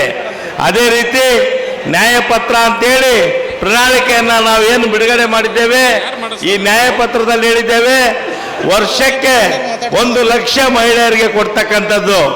ತಿಂಗಳಿಗೆ 8,500 ರೂಪಾಯಿ, ಇದು 2,000 ರೂಪಾಯಿ, 10,500 ರೂಪಾಯಿ ಒಂದು ತಿಂಗಳಿಗೆ ನಾವು ಕೊಡ್ತಕ್ಕಂಥದ್ದು. ಇವತ್ತು ನಮ್ಮ ತಾಯಂದರು, ನೀವು ಯೋಚನೆ ಮಾಡಿ, ನಿಮಗೆ ಜೀವನಕ್ಕೆ ಆರ್ಥಿಕ ಶಕ್ತಿ ತುಂಬತಕ್ಕಂಥ ಕಾಂಗ್ರೆಸ್ಗೆ ಶಕ್ತಿ ತುಂಬಬೇಕು. ಯಾವುದೇ ಕಾರಣಕ್ಕೆ BJPಗೆ ಮತ ನೀಡಿದರೆ ಅದು ವೇಸ್ಟ್ ಆಗುತ್ತೆ. ಸರ್ಕಾರ ಬರಬೇಕಂದ್ರೆ ಸಿದ್ದರಾಮಯ್ಯನವರಿಗೆ ಶಕ್ತಿ ತುಂಬಬೇಕು. ಇವತ್ತು ಫ್ರೀ ಬಸ್ ಇರ್ಬೋದು, ವಿದ್ಯುತ್ ಬಿಲ್ ಇರ್ಬೋದು, ಯುವಜನ ನಿಧಿ ಇರ್ಬೋದು, ಎಲ್ಲ ಕಾರ್ಯಕ್ರಮಗಳು ಇನ್ನೂ 5 ವರ್ಷ ಇರ್ತವೆ. 5 ವರ್ಷದ ನಂತರ ಮತ್ತೆ ಕಾಂಗ್ರೆಸ್ ಸರ್ಕಾರ ಬರುತ್ತೆ. 28ಕ್ಕೆ 33ರವರೆಗೂ ಈ ಗ್ಯಾರಂಟಿಗಳು ಇರ್ತವೆ. ಇವತ್ತು ಒಬ್ಬರು ಚೆಕ್ ತಗೊಂಡು ಜೈಲಿಗೆ ಹೋದಂಥವ್ರು ಹೇಳಿದ್ದಾರೆ, ಇವತ್ತು ಗ್ಯಾರಂಟಿಗಳು ನಿಲ್ಲಿಸ್ತಾರ ಅಂತ ಹೇಳಿ ಆ ಜೈಲಿಗೆ ಹೋದಂಥ ಮಹಾಶಯ ಹೇಳ್ತಾ ಇದ್ದಾರೆ. ಇವರು ಚೆಕ್ ತಗೊಂಡು ಜೈಲಿಗೆ ಹೋಗ್ತಾರೆ ಅಂದರೆ ನೀವು ಯೋಚನೆ ಮಾಡಿ ಯಾವ ರೀತಿ ಕರಪ್ಷನ್ ಮಾಡ್ತಾರೆ ಅಂತಕ್ಕಂಥದ್ದು. ದಯಮಾಡಿ ಇನ್ನು 5 ನಿಮಿಷದಲ್ಲಿ ಸಿದ್ದರಾಮಯ್ಯ ಅವರು ಬರೋದ್ರಿಂದ ದಯವಿಟ್ಟು ನೀವೆಲ್ಲರೂ ನಿಮ್ಮ ಆಸನದಲ್ಲಿ ಕುಳಿತುಕೊಳ್ಬೇಕಾಗಿ ವಿನಂತಿ ಮಾಡ್ತೇನೆ. ಇವತ್ತು ದೇಶದಲ್ಲಿ UPA ಸರ್ಕಾರ ಇತ್ತು, ಡಾಕ್ಟರ್ ಮನಮೋಹನ್ ಸಿಂಗ್ ಸರ್ಕಾರ ಇದ್ದಾಗ 72,000 ಕೋಟಿ ರೈತರ ಸಾಲವನ್ನು ನಾವು ಮನ್ನಾ ಮಾಡಿದ್ವಿ. ಅದೇ BJP ಅವರು ಇವತ್ತು ನರೇಂದ್ರ ಮೋದಿ ಅವರಿಗೆ ರೈತರು ಇವತ್ತು ದೊಡ್ಡ ಹೋರಾಟ ಮಾಡಿ ಸಾಲ ಮನ್ನಾ ಕೇಳಿದರು. ಆದರೆ ಅವರು ಸಾಲ ಮನ್ನಾ ಮಾಡಲಿಲ್ಲ, ಬದಲಾಗಿ ಸಾಲ ಮನ್ನಾ ಮಾಡಿದರು. ಯಾರು ಸಾಲ ಮನ್ನಾ ಮಾಡಿದರು? ಅವ್ರು ಮಾಡಿದ್ದು ಅವರ ಮಿತ್ರರಾದಂಥ ಅದಾನಿ, ಅಂಬಾನಿ, ವಿಜಯ್ ಮಲ್ಯ, ಈ ರೀತಿ ಏನು ವಜ್ರದ ವ್ಯಾಪಾರಿಗಳಿದ್ದಾರೆ, ಗುಜರಾತ್ ವಜ್ರದ ವ್ಯಾಪಾರಿಗಳಿದ್ದಾರೆ, ಅದಾನಿ ಅಂಬಾನಿ ಇದ್ದಾರೆ. ಇಂಥ ಕೋಟ್ಯಾಧೀಶರ 16 ಲಕ್ಷ ಕೋಟಿ ಸಾಲವನ್ನು ಮನ್ನಾ ಮಾಡಿದ್ದಾರೆ. ಅದೇ ಬಡವರು ಕೇಳಿದರೆ, ಇವತ್ತು ರೈತರು ಕೇಳಿದರೆ ಸಾಲ ಮನ್ನಾ ಮಾಡೋದಿಲ್ಲ. ನರೇಂದ್ರ ಮೋದಿ ಬಂಡವಾಳಶಾಹಿಗಳ ಮುಖ್ಯಮಂತ್ರಿ, ನೋಟ್ ಅಮಾನ್ಯೀಕರಣ ಮಾಡಿದ್ರು. ಈ ದೇಶದಲ್ಲಿ ನೂರಾರು ಸಾವಿರಾರು ಲಕ್ಷಾಂತರ ಉದ್ಯೋಗಗಳು ನಷ್ಟ ಆದವು. ಅವರೊಂದು ಮಾತು ಹೇಳಿದರು, ನೋಟ್ ಅಮಾನ್ಯ ಮಾಡ್ಬೇಕಾದ್ರೆ, ನನಗೇನಾದರೂ ನೀವು ನೋಟ್ ಅಮಾನ್ಯೀಕರಣದಲ್ಲಿ ಏನಾದರೂ ವ್ಯತ್ಯಾಸ ಆದರೆ 50 ದಿನ ನನಗೆ ಟೈಮ್ ಕೊಡಿ, 50 ದಿನ ಆದಮೇಲೆ ನನಗೆ ಸುಟ್ಟಾಕ್ಬಿಡಿ, ಮುಜೆ ಜಲದಾಲು ಅಂತ ಹೇಳಿದ್ರು, ನನಗೆ ಬೆಂಕಿ ಇಡ್ರಿ ಅಂತ ಹೇಳಿದ್ರು. ಪ್ರಾಯಶಃ ಈ ಮಾತನ್ನು ಅವರು ಪಾಕಿಸ್ತಾನ ಅಥವಾ ಬೇರೆ ಆಧಾರ ಸರ್ವಾಧಿಕಾರಿ ದೇಶಗಳಲ್ಲಿ ಹೇಳಿದರೆ ನಿಜವಾಗ್ಲೂ ಮೋದಿಗೆ ಜೀವಂತವಾಗಿ ಇಡ್ತಿದ್ದಿಲ್ಲ. ಯಾಕಂದರೆ ಮೋದಿ ನೋಟ್ ಅಮಾನ್ಯೀಕರಣ ಆದಮೇಲೆ ಈ ದೇಶದ ಆರ್ಥಿಕ ಪರಿಸ್ಥಿತಿ ಕುಂಠಿತ ಆಗಿದೆ. ಇವತ್ತು ಸಣ್ಣ ಸಣ್ಣ ಉದ್ದಿಮೆದಾರರು, ಸಣ್ಣ ಸಣ್ಣ ಕೈಗಾರಿಕೆಗಳು ಮುಚ್ಚಿಕೊಂಡು ಇರ್ತಕ್ಕಂಥ ಉದ್ಯೋಗವನ್ನು ನಷ್ಟ ಮಾಡಿಕೊಂಡಿದ್ದಾರೆ. ಆನಂತರ ನರೇಂದ್ರ ಮೋದಿಯವರು ಇವತ್ತು ನೀವು ಯಾವ ರೀತಿ ಅವ್ರು ನಡ್ಕೊಳ್ತಾರೆ, ಒಂದು ಸಂಸತ್ ಭವನವನ್ನು ಓಪನ್ ಮಾಡ್ಬೇಕಾದ್ರೆ ಒಬ್ಬ ರಾಷ್ಟ್ರಪತಿಗಳನ್ನು ಅವ್ರು ಕರೀಲಿಲ್ಲ. ರಾಮ ದೇವಸ್ಥಾನ ಓಪನ್ ಮಾಡ್ಬೇಕಾದ್ರೆ ರಾಷ್ಟ್ರಪತಿಗಳನ್ನು ಕರೀಲಿಲ್ಲ. ಯಾಕೆ ಕರೀಲಿಲ್ಲ ಅಂದರೆ ಅವರು ಪರಿಶಿಷ್ಟ ಜಾತಿ ವರ್ಗ, ಆ ಜಾತಿಯವರು ಅಂತ ಹೇಳಿ ಕರೀಲಿಲ್ಲ. ನರೇಂದ್ರ ಮೋದಿಯವರು ಕೇವಲ ಓಟಿಗೋಸ್ಕರ ಸಂವಿಧಾನದ ಬಗ್ಗೆ ಮಾತನಾಡ್ತಾರೆ. ಅವರ ಒಂದು ಮಂತ್ರಿಮಂಡಲದಲ್ಲಿ ಮಂತ್ರಿಯಾಗಿದ್ದಂಥ ಅನಂತಕುಮಾರ್ ಹೆಗಡೆ ಅವರು ಸಂವಿಧಾನವನ್ನು ಬದಲಾಯಿಸ್ತೀವಿ ಅಂತ ಹೇಳಿದರೆ ಅವ್ರನ್ನ ಬದಲಾಯಿಸ್ತಕ್ಕಂಥ ತಾಕತ್ತು ಶಕ್ತಿ ನರೇಂದ್ರ ಮೋದಿ ಅವರಲ್ಲಿ ಇರಲಿಲ್ಲ. ಇವಾಗ ಓಟಿಗೋಸ್ಕರ ಜಾಹೀರಾತು ಕೊಟ್ಟಿದ್ದಾರೆ. ಅವರ ಪೊಳ್ಳು ಭರವಸೆಗಳು, ಪೊಳ್ಳು ಮಾತುಗಳಿಗೆ ನಮ್ಮ ಜನ ನಂಬೋದಿಲ್ಲ. ಕರ್ನಾಟಕದ ಜನ ಪ್ರಬುದ್ಧರಾಗಿದ್ದಾರೆ. ಪ್ರಬುದ್ಧರಾಗಿದ್ದು 7ನೇ ತಾರೀಕು ನಡೀತಕ್ಕಂಥ ಒಂದು ಚುನಾವಣೆಯಲ್ಲಿ ನಮ್ಮ ಕಾಂಗ್ರೆಸ್ ಅಭ್ಯರ್ಥಿ 2 ಸೀರಿಯಲ್ ನಂಬರ್ 2 ಅವರ ಒಂದು ಗುರುತಿಗೆ, ಕೈ ಹಸ್ತದ ಗುರುತಿಗೆ ಬಟನ್ ಒತ್ತೋದ್ರ ಮುಖಾಂತರ ಭರ್ಜರಿ ಬಹುಮತವನ್ನು ನಮ್ಮ ಅಣ್ಣ ತಮ್ಮಂದಿರು, ಗೃಹಲಕ್ಷ್ಮಿ ವೇತನ ಪಡಿತಕ್ಕಂಥ ನಮ್ಮ ತಾಯಂದರು ಮತ ನೀಡೋದ್ರ ಮುಖಾಂತರ ಅವರನ್ನು ಲಕ್ಷಾಂತರ ಮತಗಳಿಂದ ಗೆಲ್ಲಿಸಬೇಕು. ಇವತ್ತು ಅನ್ನಭಾಗ್ಯದಲ್ಲಿ ನಾವು 5 ಕೆಜಿ ಅಕ್ಕಿಯನ್ನು ಕೊಡ್ತಿದ್ದೇವೆ. ಇನ್ನು 5 ಕೆಜಿ ಅಕ್ಕಿ ಕೊಡಿ ಅಂತ ಮೋದಿ ಅವ್ರಿಗೆ ಕೇಳಿದರೆ ಮೋದಿ ಅವರು ಅಕ್ಕಿ ಕೊಡಲಿಲ್ಲ. ಯಾಕೆ ಕೊಡಲಿಲ್ಲ ಅಂದರೆ ಪಾರ್ಲಿಮೆಂಟ್ ಚುನಾವಣೆ ಬರ್ತಾ ಇದೆ, ಅವ್ರನ್ನ ಯಾವುದೇ ಕಾರಣಕ್ಕೆ ನಾವು ಅಕ್ಕಿ ಕೊಟ್ಟರೆ ಕಾಂಗ್ರೆಸ್ಗೆ ಹೆಸರು ಬರುತ್ತೆ, ನಮಗೆ ವೋಟ್ ಬೀಳೋದಿಲ್ಲ ಅಂತೇಳಿ ಹೆದರ್ಕೊಂಡು ಇವತ್ತು ಮೋದಿ ಅವರು ಅಕ್ಕಿ ಕೊಡಲಿಲ್ಲ. ಆದರೆ ಸಿದ್ದರಾಮಯ್ಯನವರು ಎದೆಗುಂದಲಿಲ್ಲ. ಆ 5 ಕೆಜಿ ಅಕ್ಕಿಗೆ 35 ರೂಪಾಯಿ ಲೆಕ್ಕ ಹಾಕಿ ಪ್ರತಿಯೊಬ್ಬ ವ್ಯಕ್ತಿಗೂ 170 ರೂಪಾಯಿ ಅಂತೆ ಕುಟುಂಬದ ಒಟ್ಟು ಸದಸ್ಯರಿಗೆ ಎಷ್ಟು ಹಣ ಬರುತ್ತೋ ಅಷ್ಟು ಅಕ್ಕಿಯನ್ನು ಕೊಟ್ಟರು. ಇವತ್ತು ಗೃಹಲಕ್ಷ್ಮಿ ಯೋಜನೆಯನ್ನು ಜಾರಿ ಮಾಡಿದ್ದಾರೆ. ನೀವು ವೋಟ್ ಹಾಕಿ ನಮ್ಮ ಕಾಂಗ್ರೆಸ್ ಅಭ್ಯರ್ಥಿ ಗೆದ್ದರೆ ಅಲ್ಲ ನಾನು ಹೇಳೋದು, ಗೆದ್ದೇ ಗೆಲ್ತಾರೆ. ಸೂರ್ಯ ಚಂದ್ರ ಇರೋದು ಎಷ್ಟು ಸತ್ಯನೋ ಕಾಂಗ್ರೆಸ್ ಅಭ್ಯರ್ಥಿ ಗೆಲ್ಲೋದು ಅಷ್ಟೇ ಸತ್ಯ ಅಂತ ನಾನು ತಂದು ಹೇಳ್ತೀನಿ. ಅವರು ಗೆದ್ದು ಪಾರ್ಲಿಮೆಂಟ್ಗೆ ಹೋಗ್ತಾರೆ. ಯಾವುದೇ ಕಾರಣಕ್ಕೆ ನಮ್ಮ ಅಭ್ಯರ್ಥಿ, ನಮಗೆ ಇಂಟರ್ನಲ್ ರಿಪೋರ್ಟ್ ಬಂದಿದೆ, ಸರ್ವೆ ರಿಪೋರ್ಟ್ ಬಂದಿದೆ, ನಮ್ಮ ಅಭ್ಯರ್ಥಿ 100ಕ್ಕೆ 100 ಕಾಂಗ್ರೆಸ್ ಪಕ್ಷದ ಅಭ್ಯರ್ಥಿ ಗೆಲ್ತಾರೆ. ಒಂದು ಸಣ್ಣದಾಗಿ ಒಂದು ಕತೆ ಹೇಳಕ್ಕೆ ಇಷ್ಟಪಡ್ತೇನೆ. ಏನು ಇವತ್ತು ಕೋಮುವಾದಿ ಪಕ್ಷ ಇದ್ದಾರೆ, ಅವರು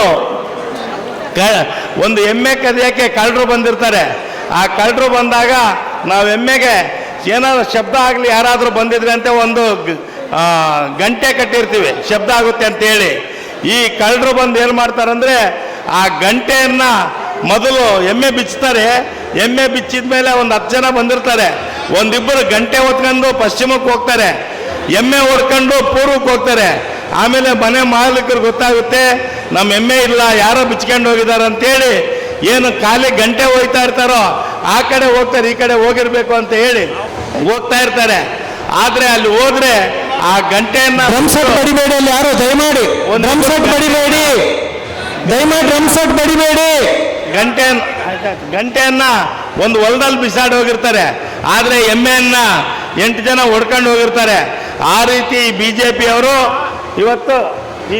ಪಿಯವರು ಗಂಟೆಯನ್ನು ಬಿಸಾಡಂದ್ರೆ ಇವತ್ತು ವಿದ್ಯೆ, ಆರೋಗ್ಯ, ಅನ್ನ ಇವುಗಳ ಬಗ್ಗೆ ಅವ್ರಿಗೆ ಇಂಪಾರ್ಟೆಂಟ್ ಇಲ್ಲ. ಅವ್ರಿಗೆ ಹಿಂದುತ್ವ, ಹಿಂದೂ, ಮುಸ್ಲಿಂ ಈ ರೀತಿ ಜನರಲ್ಲಿ ವರ್ಗ ಮಾಡ್ತಕ್ಕಂಥ ಕೆಲಸ ಮಾಡ್ತಾ ಇದ್ದಾರೆ. BJPಯನ್ನು ಸೋಲಿಸಬೇಕು, ಕಾಂಗ್ರೆಸ್ಸನ್ನು ಗೆಲ್ಲಿಸ್ಬೇಕಂತ ನಾನು ಮನವಿ ಮಾಡಿ 2 ಮಾತುಗಳನ್ನು ಮುಕ್ತಾಯ ಮಾಡ್ತೇನೆ. ಧನ್ಯವಾದಗಳು. 2ನೇ ಹಂತದ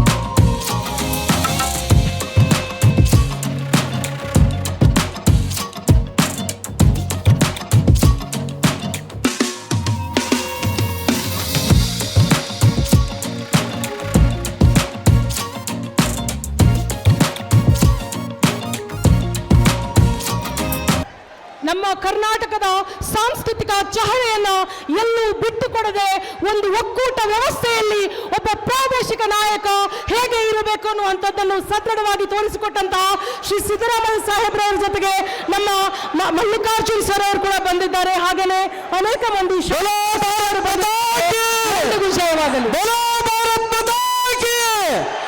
ಶ್ರೀ ಸಿದ್ದರಾಮಯ್ಯ ಜಿಗೆ. ಈ ಕಾರ್ಯಕ್ರಮದ ಕೇಂದ್ರ ಬಿಂದುಗಳು ಕರ್ನಾಟಕ ರಾಜ್ಯದ ಜನಪ್ರಿಯ ಮುಖ್ಯಮಂತ್ರಿಗಳು ಮಾನ್ಯ ಶ್ರೀ ಸಿದ್ದರಾಮಯ್ಯನವರು ನಮ್ಮ ಹರಿಹರಕ್ಕೆ ಈ ಕಾರ್ಯಕ್ರಮನ ಶೋಭೆಗೊಳಿಸಕ್ಕೆ ಬಂದಿದ್ದಾರೆ. ಅವರಿಗೆ ನೀವೆಲ್ಲರೂ ಚಪ್ಪಾಳೆ ಮುಖಾಂತರ ಸ್ವಾಗತವನ್ನು ಬಯಸಬೇಕಾಗಿ ವಿನಂತಿ ಮಾಡಿಕೊಳ್ತಾ ಇದ್ದೀನಿ.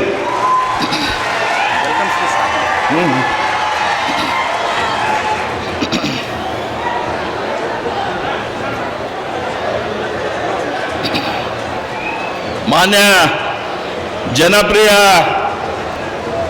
ಜಿಲ್ಲಾ ಮಂತ್ರಿಗಳು, ಕೊಡುಗೈ ದಾನಿಗಳು, ಆತ್ಮೀಯರು ಆದಂಥ ಎಸ್ ಮಲ್ಲಿಕಾರ್ಜುನರವರು ಈ ಕಾರ್ಯಕ್ರಮಕ್ಕೆ ಆಗಮಿಸಿದ್ದಾರೆ. ಅವರಿಗೆ ತುಂಬು ಹೃದಯದಿಂದ ಸ್ವಾಗತವನ್ನು ಬಯಸ್ತಾ ಇದ್ದೀವಿ.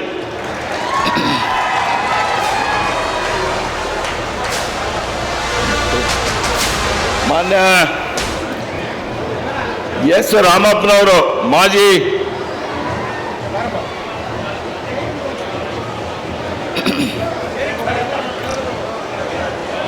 ಮಾಜಿ ಶಾಸಕರು, ಆತ್ಮೀಯರಾದಂಥ ಎಸ್ ರಾಮಪ್ಪನವರಿಗೆ ನಿಮ್ಮೆಲ್ಲರ ಪರವಾಗಿ ತುಂಬು ಹೃದಯದಿಂದ ಸ್ವಾಗತವನ್ನು ಬಯಸ್ತಾ ಇದ್ದೀವಿ. ಮಾಜಿ ಶಾಸಕರು, ಆತ್ಮೀಯರಾದಂಥ ಮೋಹನ್ ಕೊಂಡಜ್ಜಿ ಅವರು ಬಂದಿದ್ದಾರೆ. ಅವರಿಗೂ ನಿಮ್ಮೆಲ್ಲರ ಪರವಾಗಿ ತುಂಬು ಹೃದಯದಿಂದ ಸ್ವಾಗತವನ್ನು ಬಯಸ್ತಾ ಇದ್ದೀವಿ. ಅದೇ ರೀತಿ ಎಸ್ ನಾಗರಾಜ್ ಅವರು ಬಂದಿದ್ದಾರೆ. ಅವ್ರಿಗೂ ಸಹ ತುಂಬು ಹೃದಯದಿಂದ ಸ್ವಾಗತವನ್ನು ಬಯಸ್ತಾ ಇದ್ದೀವಿ. ಅದೇ ರೀತಿ ಡಿ ಬಸವರಾಜ್ ಅವರು ಕೆಪಿಸಿಸಿಯ ವಕ್ತಾರರು, ಆತ್ಮೀಯರಾದಂಥ ಸ್ನೇಹಿತರು ಆದಂಥ ಆತ್ಮರಿಗೆ ಸ್ವಾಗತವನ್ನು ಬಯಸ್ತಾ ಇದ್ದೀವಿ. ವಾಗೀಶ್ ಸ್ವಾಮಿ ಅವರು ಮಾಜಿ ಜಿಲ್ಲಾ ಪಂಚಾಯತಿಯ ಸದಸ್ಯರು, ಆತ್ಮೀಯರು ಆದಂಥ ವಾಗೀಶ್ ಸ್ವಾಮಿ ಅವರು ಬಂದಿದ್ದಾರೆ. ಅವ್ರಿಗೂ ತುಂಬು ಹೃದಯದಿಂದ ಸ್ವಾಗತವನ್ನು ಬಯಸ್ತಾ ಇದೆ. ಅದೇ ರೀತಿ ಕೃಷ್ಣ ಸಾಬ್ ಬೂತೇರವರು, ಆತ್ಮೀಯರು, ಉದ್ಯಮಿಗಳಾದಂಥ ಕೃಷ್ಣ ಸಾಬ್ ಬೂತೆ ಅವರಿಗೂ ಸ್ವಾಗತವನ್ನು ಬಯಸ್ತಾ ಇದ್ದೀವಿ. ಅದೇ ರೀತಿ ಉದ್ಯಮಿಗಳು, ಆತ್ಮೀಯರಂಥ ಬಸಣ್ಣನವರು ಬಂದಿದ್ದಾರೆ. ಅವ್ರಿಗೂ ಸಹ ತುಂಬು ಹೃದಯದಿಂದ ಸ್ವಾಗತವನ್ನು ಬಯಸ್ತಾ ಇದ್ದೀವಿ. ನಂದಿಗಾವಿ ಶ್ರೀನಿವಾಸ್, ಜನಪ್ರಿಯ ನಾಯಕರು, ಆತ್ಮೀಯರಾದಂಥ ನಂದಿಗಾವಿ ಶ್ರೀನಿವಾಸ್ ಅವರು ಬಂದಿದ್ದಾರೆ. ಅವ್ರಿಗೂ ಸಹ ತುಂಬು ಹೃದಯದಿಂದ ಸ್ವಾಗತವನ್ನು ಬಯಸ್ತಾ ಇದ್ದೀವಿ. ಮಾಜಿ ನಗರಸಭಾ ಅಧ್ಯಕ್ಷರು, ಹಾಲಿ ಸದಸ್ಯರು, ಆತ್ಮೀಯರು ಆದಂಥ ಶಂಕರ್ ಕಟಾಕ್ ಅವರು ಬಂದಿದ್ದಾರೆ. ಅವ್ರಿಗೂ ತುಂಬು ಹೃದಯದಿಂದ ಸ್ವಾಗತವನ್ನು ಬಯಸ್ತಾ ಇದ್ದೀವಿ. ಮಂಜುಮನ್ನ ಮಾಜಿ ಅಧ್ಯಕ್ಷರು, ಆತ್ಮೀಯರಂಥ ಬಿ ಫೈರೋಜ್ ಅವರು ಬಂದಿದ್ದಾರೆ. ಅವ್ರಿಗೂ ತುಂಬು ಹೃದಯದಿಂದ ಸ್ವಾಗತವನ್ನು ಬಯಸ್ತಾ ಇದ್ದೀವಿ. ಮಾಜಿ ಅಧ್ಯಕ್ಷರು ಹಾಗೂ ಆತ್ಮೀಯರಾದ ಸಿಬ್ಬದ್ದುಲ್ಲಾರ್ ಅವರು ಬಂದಿದ್ದಾರೆ. ಅವ್ರಿಗೂ ತುಂಬು ಹೃದಯದಿಂದ ಸ್ವಾಗತವನ್ನು ಬಯಸ್ತಾ ಇದೆ. ಅದೇ ರೀತಿ ಹಾಲಿ ಅಂಜುಮನ ಅಧ್ಯಕ್ಷರು, ಆತ್ಮೀಯರಾದ ಇಜಾಜ್ ಅಹಮದ್ ಅವರು ಸಹ ಬಂದಿದ್ದಾರೆ. ಅವ್ರಿಗೂ ತುಂಬು ಹೃದಯದಿಂದ ಸ್ವಾಗತವನ್ನು ಬಯಸ್ತಾ ಇದ್ದೀವಿ. ಮಾಜಿ ಅಧ್ಯಕ್ಷರು, ಆತ್ಮೀಯರಾದಂಥ DG ರಘುನಾಥ್ ಅವರು ಬಂದಿದ್ದಾರೆ. ಅವ್ರಿಗೂ ಸಹ ತುಂಬು ಹೃದಯದಿಂದ ಸ್ವಾಗತವನ್ನು ಬಯಸ್ತಾ ಇದ್ದೀವಿ. ಹಬೀಬುಲ್ಲಾರ್ ಅವರು ಸಹ ನಮ್ಮ ಈ ಕಾರ್ಯಕ್ರಮಕ್ಕೆ ಬಂದು ಶೋಭೆ ತರ್ತಾ ಇದ್ದಾರೆ. ಅವ್ರಿಗೂ ತುಂಬು ಹೃದಯದಿಂದ ಸ್ವಾಗತವನ್ನು ಬಯಸ್ತಾ ಇದ್ದೀವಿ. ಹರಿಹರ ಬ್ಲಾಕ್ ಕಾಂಗ್ರೆಸ್ನ ಅಧ್ಯಕ್ಷರು, ಆತ್ಮೀಯರಾದಂಥ ಹನುಮಂತಪ್ಪನವರು ಬಂದಿದ್ದಾರೆ. ಅವ್ರಿಗೂ ತುಂಬು ಹೃದಯದಿಂದ ಸ್ವಾಗತವನ್ನು ಬಯಸ್ತಾ ಇದೆ. ಮಾಜಿ ನಗರಸಭಾ ಸದಸ್ಯರು, ಆತ್ಮೀಯರಾದಂಥ BK ಸೈದೂರ್ ಅವರು ಬಂದಿದ್ದಾರೆ. ಅವ್ರಿಗೂ ಸಹ ತುಂಬು ಹೃದಯದಿಂದ ಸ್ವಾಗತವನ್ನು ಬಯಸ್ತಾ ಇದ್ದೀವಿ. ಇನ್ನು ಮಾಜಿ ಜಿಲ್ಲಾ ಪಂಚಾಯತಿನ ಸದಸ್ಯರು, ಆತ್ಮೀಯರಾದಂಥ ನಾಗೇಂದ್ರಪ್ಪನವರು ಸಹ ಬಂದಿದ್ದಾರೆ. ಅವ್ರಿಗೂ ಸಹ ತುಂಬು ಹೃದಯದಿಂದ ಸ್ವಾಗತವನ್ನು ಬಯಸ್ತಾ ಇದ್ದೀನಿ. ನಿಖಿಲ್ ಕೊಂಡಜ್ಜಿ ಅವರು, ಯುವ ಕಾಂಗ್ರೆಸ್ಸಿನ ಜಿಲ್ಲಾ ಅಧ್ಯಕ್ಷರಾದಂಥ ನಿಖಿಲ್ ಕೊಂಡಜ್ಜಿ ಅವರು ಬಂದಿದ್ದಾರೆ. ಅವ್ರಿಗೂ ಸಹ ತುಂಬು ಹೃದಯದಿಂದ ಸ್ವಾಗತವನ್ನು ಬಯಸ್ತಾ ಇದ್ದೀನಿ. ಅದೇ ರೀತಿ APMCಯ ಮಾಜಿ ಅಧ್ಯಕ್ಷರು, ಆತ್ಮೀಯರಾದಂಥ ಮಂಜಣ್ಣನವರು ಬಂದಿದ್ದಾರೆ. ಅವ್ರಿಗೂ ಸಹ ತುಂಬು ಹೃದಯದಿಂದ ಸ್ವಾಗತವನ್ನು ಬಯಸ್ತಾ ಇದ್ದೀವಿ. ಹರಿಹರ ರೂರಲ್ ಕಾಂಗ್ರೆಸ್ಸಿನ ಅಧ್ಯಕ್ಷರು ಆತ್ಮೀಯರಾದಂಥ ಅಬಿದಾಲಿ ಅವರು ಬಂದಿದ್ದಾರೆ. ಅವ್ರಿಗೂ ಸಹ ತುಂಬ ಹೃದಯದಿಂದ ಸ್ವಾಗತವನ್ನು ಬಯಸ್ತಾರೆ. APMCಯ ಸದಸ್ಯರು ವೈಸ್ ಪ್ರೆಸಿಡೆಂಟ್ ಆದಂಥ ಕುಮಾರ್ ಅವರು ಬಂದಿದ್ದಾರೆ. ಅವ್ರಿಗೂ ಸಹ ತುಂಬ ಹೃದಯದಿಂದ ಸ್ವಾಗತವನ್ನು ಬಯಸ್ತಾರೆ. ಮೆಲ್ಲಬಿನ ಸಾಹೇಬರು ಬಂದಿದ್ದಾರೆ. ಮೆಲ್ಲಬಿನ ಜಯಸ್ ಜಾಕೀರ್ ಅವರು ಸಹ ಬಂದಿದ್ದಾರೆ. ಅವ್ರಿಗೂ ಸಹ ತುಂಬ ಹೃದಯದಿಂದ ಸ್ವಾಗತವನ್ನು ಬಯಸ್ತಾ ಇದ್ದೀವಿ. ಹಾಗೂ ವೇದಿಕೆ ಮೇಲಿರ್ತಕ್ಕಂಥ ಮೆಲೆಬೆನ್ನೂರಿನ ಎಲ್ಲ ಪುರಸಭಾ ಸದಸ್ಯರು ಹಾಗೂ ಹರಿಹರ ನಗರಸಭೆಯ ಎಲ್ಲ ಸದಸ್ಯರು, ಮಾಜಿ ಸದಸ್ಯರುಗಳು ಹಾಗೂ ಯಾವತ್ತೂ ಕಾಂಗ್ರೆಸ್ಸಿನ ಅಭಿಮಾನಿಗಳು, ತಾಯಂದಿರು, ಅಕ್ಕ ತಂಗಿಯರು ಈ ಕಾರ್ಯಕ್ರಮಕ್ಕೆ ಬಂದಿದ್ದಾರೆ. ನೀವೆಲ್ಲ ಕಾತುರದಿಂದ ಕಾಯ್ತಾ ಇರೋದು ಮಾನ್ಯ ಮುಖ್ಯಮಂತ್ರಿಗಳ ಭಾಷಣವನ್ನು. ಸಮಯ ಬಹಳ ಕಡಿಮೆ ಇರೋದ್ರಿಂದ ಅವರ ಭಾಷಣವನ್ನು ಕೇಳಕ್ಕೆ ನಾನು ಸಹ ಉತ್ಸುಕನಾಗಿದ್ದೇನೆ ಅಂತ ಈ ಸಂದರ್ಭದಲ್ಲಿ ಆಶಿಸಿ ಎಲ್ಲರಿಗೂ ಮತ್ತೊಮ್ಮೆ ನಿಮ್ಮೆಲ್ಲರಿಗೂ ಸ್ವಾಗತವನ್ನು ಬಯಸ್ತಾ, ನನ್ನ ವೈಯಕ್ತಿಕವಾಗಿ ಮಾನ್ಯ ಈ ಸಾರಿ ಲೋಕಸಭಾ ಅಭ್ಯರ್ಥಿ ಆಗಿರತಕ್ಕಂಥ ಮಲ್ಲಿಕಾರ್ಜುನ್ ಅವರಿಗೂ ಸಹ ನಮ್ಮ ಹೃದಯ ಸ್ವಾಗತವನ್ನು ಬಯಸಿ ನನ್ನ ಈ ಸ್ವಾಗತ ಭಾಷಣವನ್ನು ಮುಗಿಸ್ತಾ ಇದ್ದೀನಿ. ಎಲ್ಲರಿಗೂ ನಮಸ್ಕಾರ. ಜೈ ಹಿಂದ್, ಜೈ ಕರ್ನಾಟಕ. ಸರ್ವರನ್ನು ಸ್ವಾಗತಿಸಿದಂತ ರೇವಣಸಿದ್ದಪ್ಪ KPCC ಸದಸ್ಯರಿಗೆ ಧನ್ಯವಾದಗಳು. ಗಣ್ಯ ಅತಿಥಿಗಳಿಂದ ಕಾರ್ಯಕ್ರಮದ ಉದ್ಘಾಟನೆಯ ನಂತರ ಪ್ರಾಸ್ತಾವಿಕ ನುಡಿ ಸೇವೆಯನ್ನು ಸಲ್ಲಿಸಬೇಕಾಗಿ ಕೇಳ್ಕೊಳ್ತಾ ಇದ್ದೀನಿ.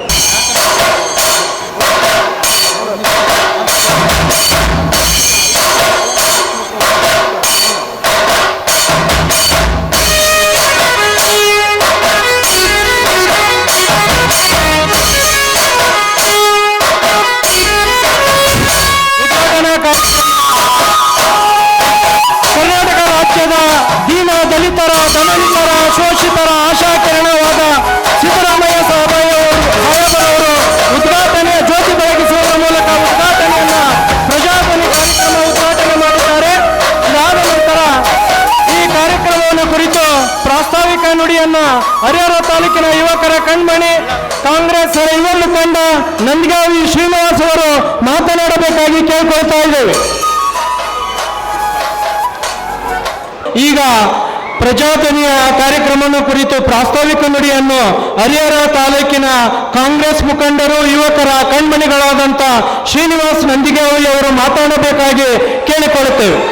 ಇವತ್ತಿನ ದಿವಸ ಈ ಪ್ರಜಾಧ್ವನಿ 2 ಕಾರ್ಯಕ್ರಮಕ್ಕೆ ಆಗಮಿಸಿರುವ ನಿಮ್ಮೆಲ್ಲರ ನೆಚ್ಚಿನ ಭಾಗ್ಯ ವಿಧಾತಗಳ ದಾತರಾದಂಥ ಮಾನ್ಯ ಮುಖ್ಯಮಂತ್ರಿಗಳಾದಂಥ ಸಿದ್ದರಾಮಯ್ಯನವರಿಗೆ ಸ್ವಾಗತವನ್ನು ಬಯಸುತ್ತಾ, ನಿಮ್ಮೆಲ್ಲರ ಜನಪ್ರಿಯ ಸಚಿವರಾದಂಥ ಜಿಲ್ಲಾ ಮಂತ್ರಿಗಳಾದಂಥ SS ಮಲ್ಲಿಕಾರ್ಜುನರವರೇ ಹಾಗೂ ನಿಮ್ಮೆಲ್ಲರ ಹರಿಹರ ತಾಲೂಕಿನ ಮಾಜಿ ಶಾಸಕರಾದಂಥ ಹಿರಿಯರಾದಂಥ S ರಾಮಪ್ಪನವರೇ ಹಾಗೂ ವೇದಿಕೆ ಮೇಲಿರೋ ಎಲ್ಲ ಕಾಂಗ್ರೆಸ್ ಗಣ್ಯರೇ, ವೇದಿಕೆ ಮುಂಭಾಗದಲ್ಲಿರೋ ಯಾವತ್ತೂ ಕಾಂಗ್ರೆಸ್ ಕಟ್ಟಾಳುಗಳೇ, ನಗರಸಭಾ ಸದಸ್ಯರೇ, ಪುರಸಭಾ ಸದಸ್ಯರೇ, ಎಲ್ಲ ಗ್ರಾಮ ಪಂಚಾಯತಿ ಸದಸ್ಯರೇ ಹಾಗೂ ಗ್ರಾಮಾಂತರ ಹಾಗೂ ನಗರದಿಂದ ಬಂದಿರತಕ್ಕಂಥ ಎಲ್ಲ ನನ್ನ ಆತ್ಮೀಯ ಹರಿಹರ ನಗರದ ಜನತೆ, ಇವತ್ತಿನ ದಿವಸ ನಮ್ಮ ಕಾಂಗ್ರೆಸ್ ಸರ್ಕಾರ ಏನು 10 ತಿಂಗಳಲ್ಲಿ ಏನು 5 ಗ್ಯಾರಂಟಿ ನೀಡಿದ್ವಿ ನಾವು.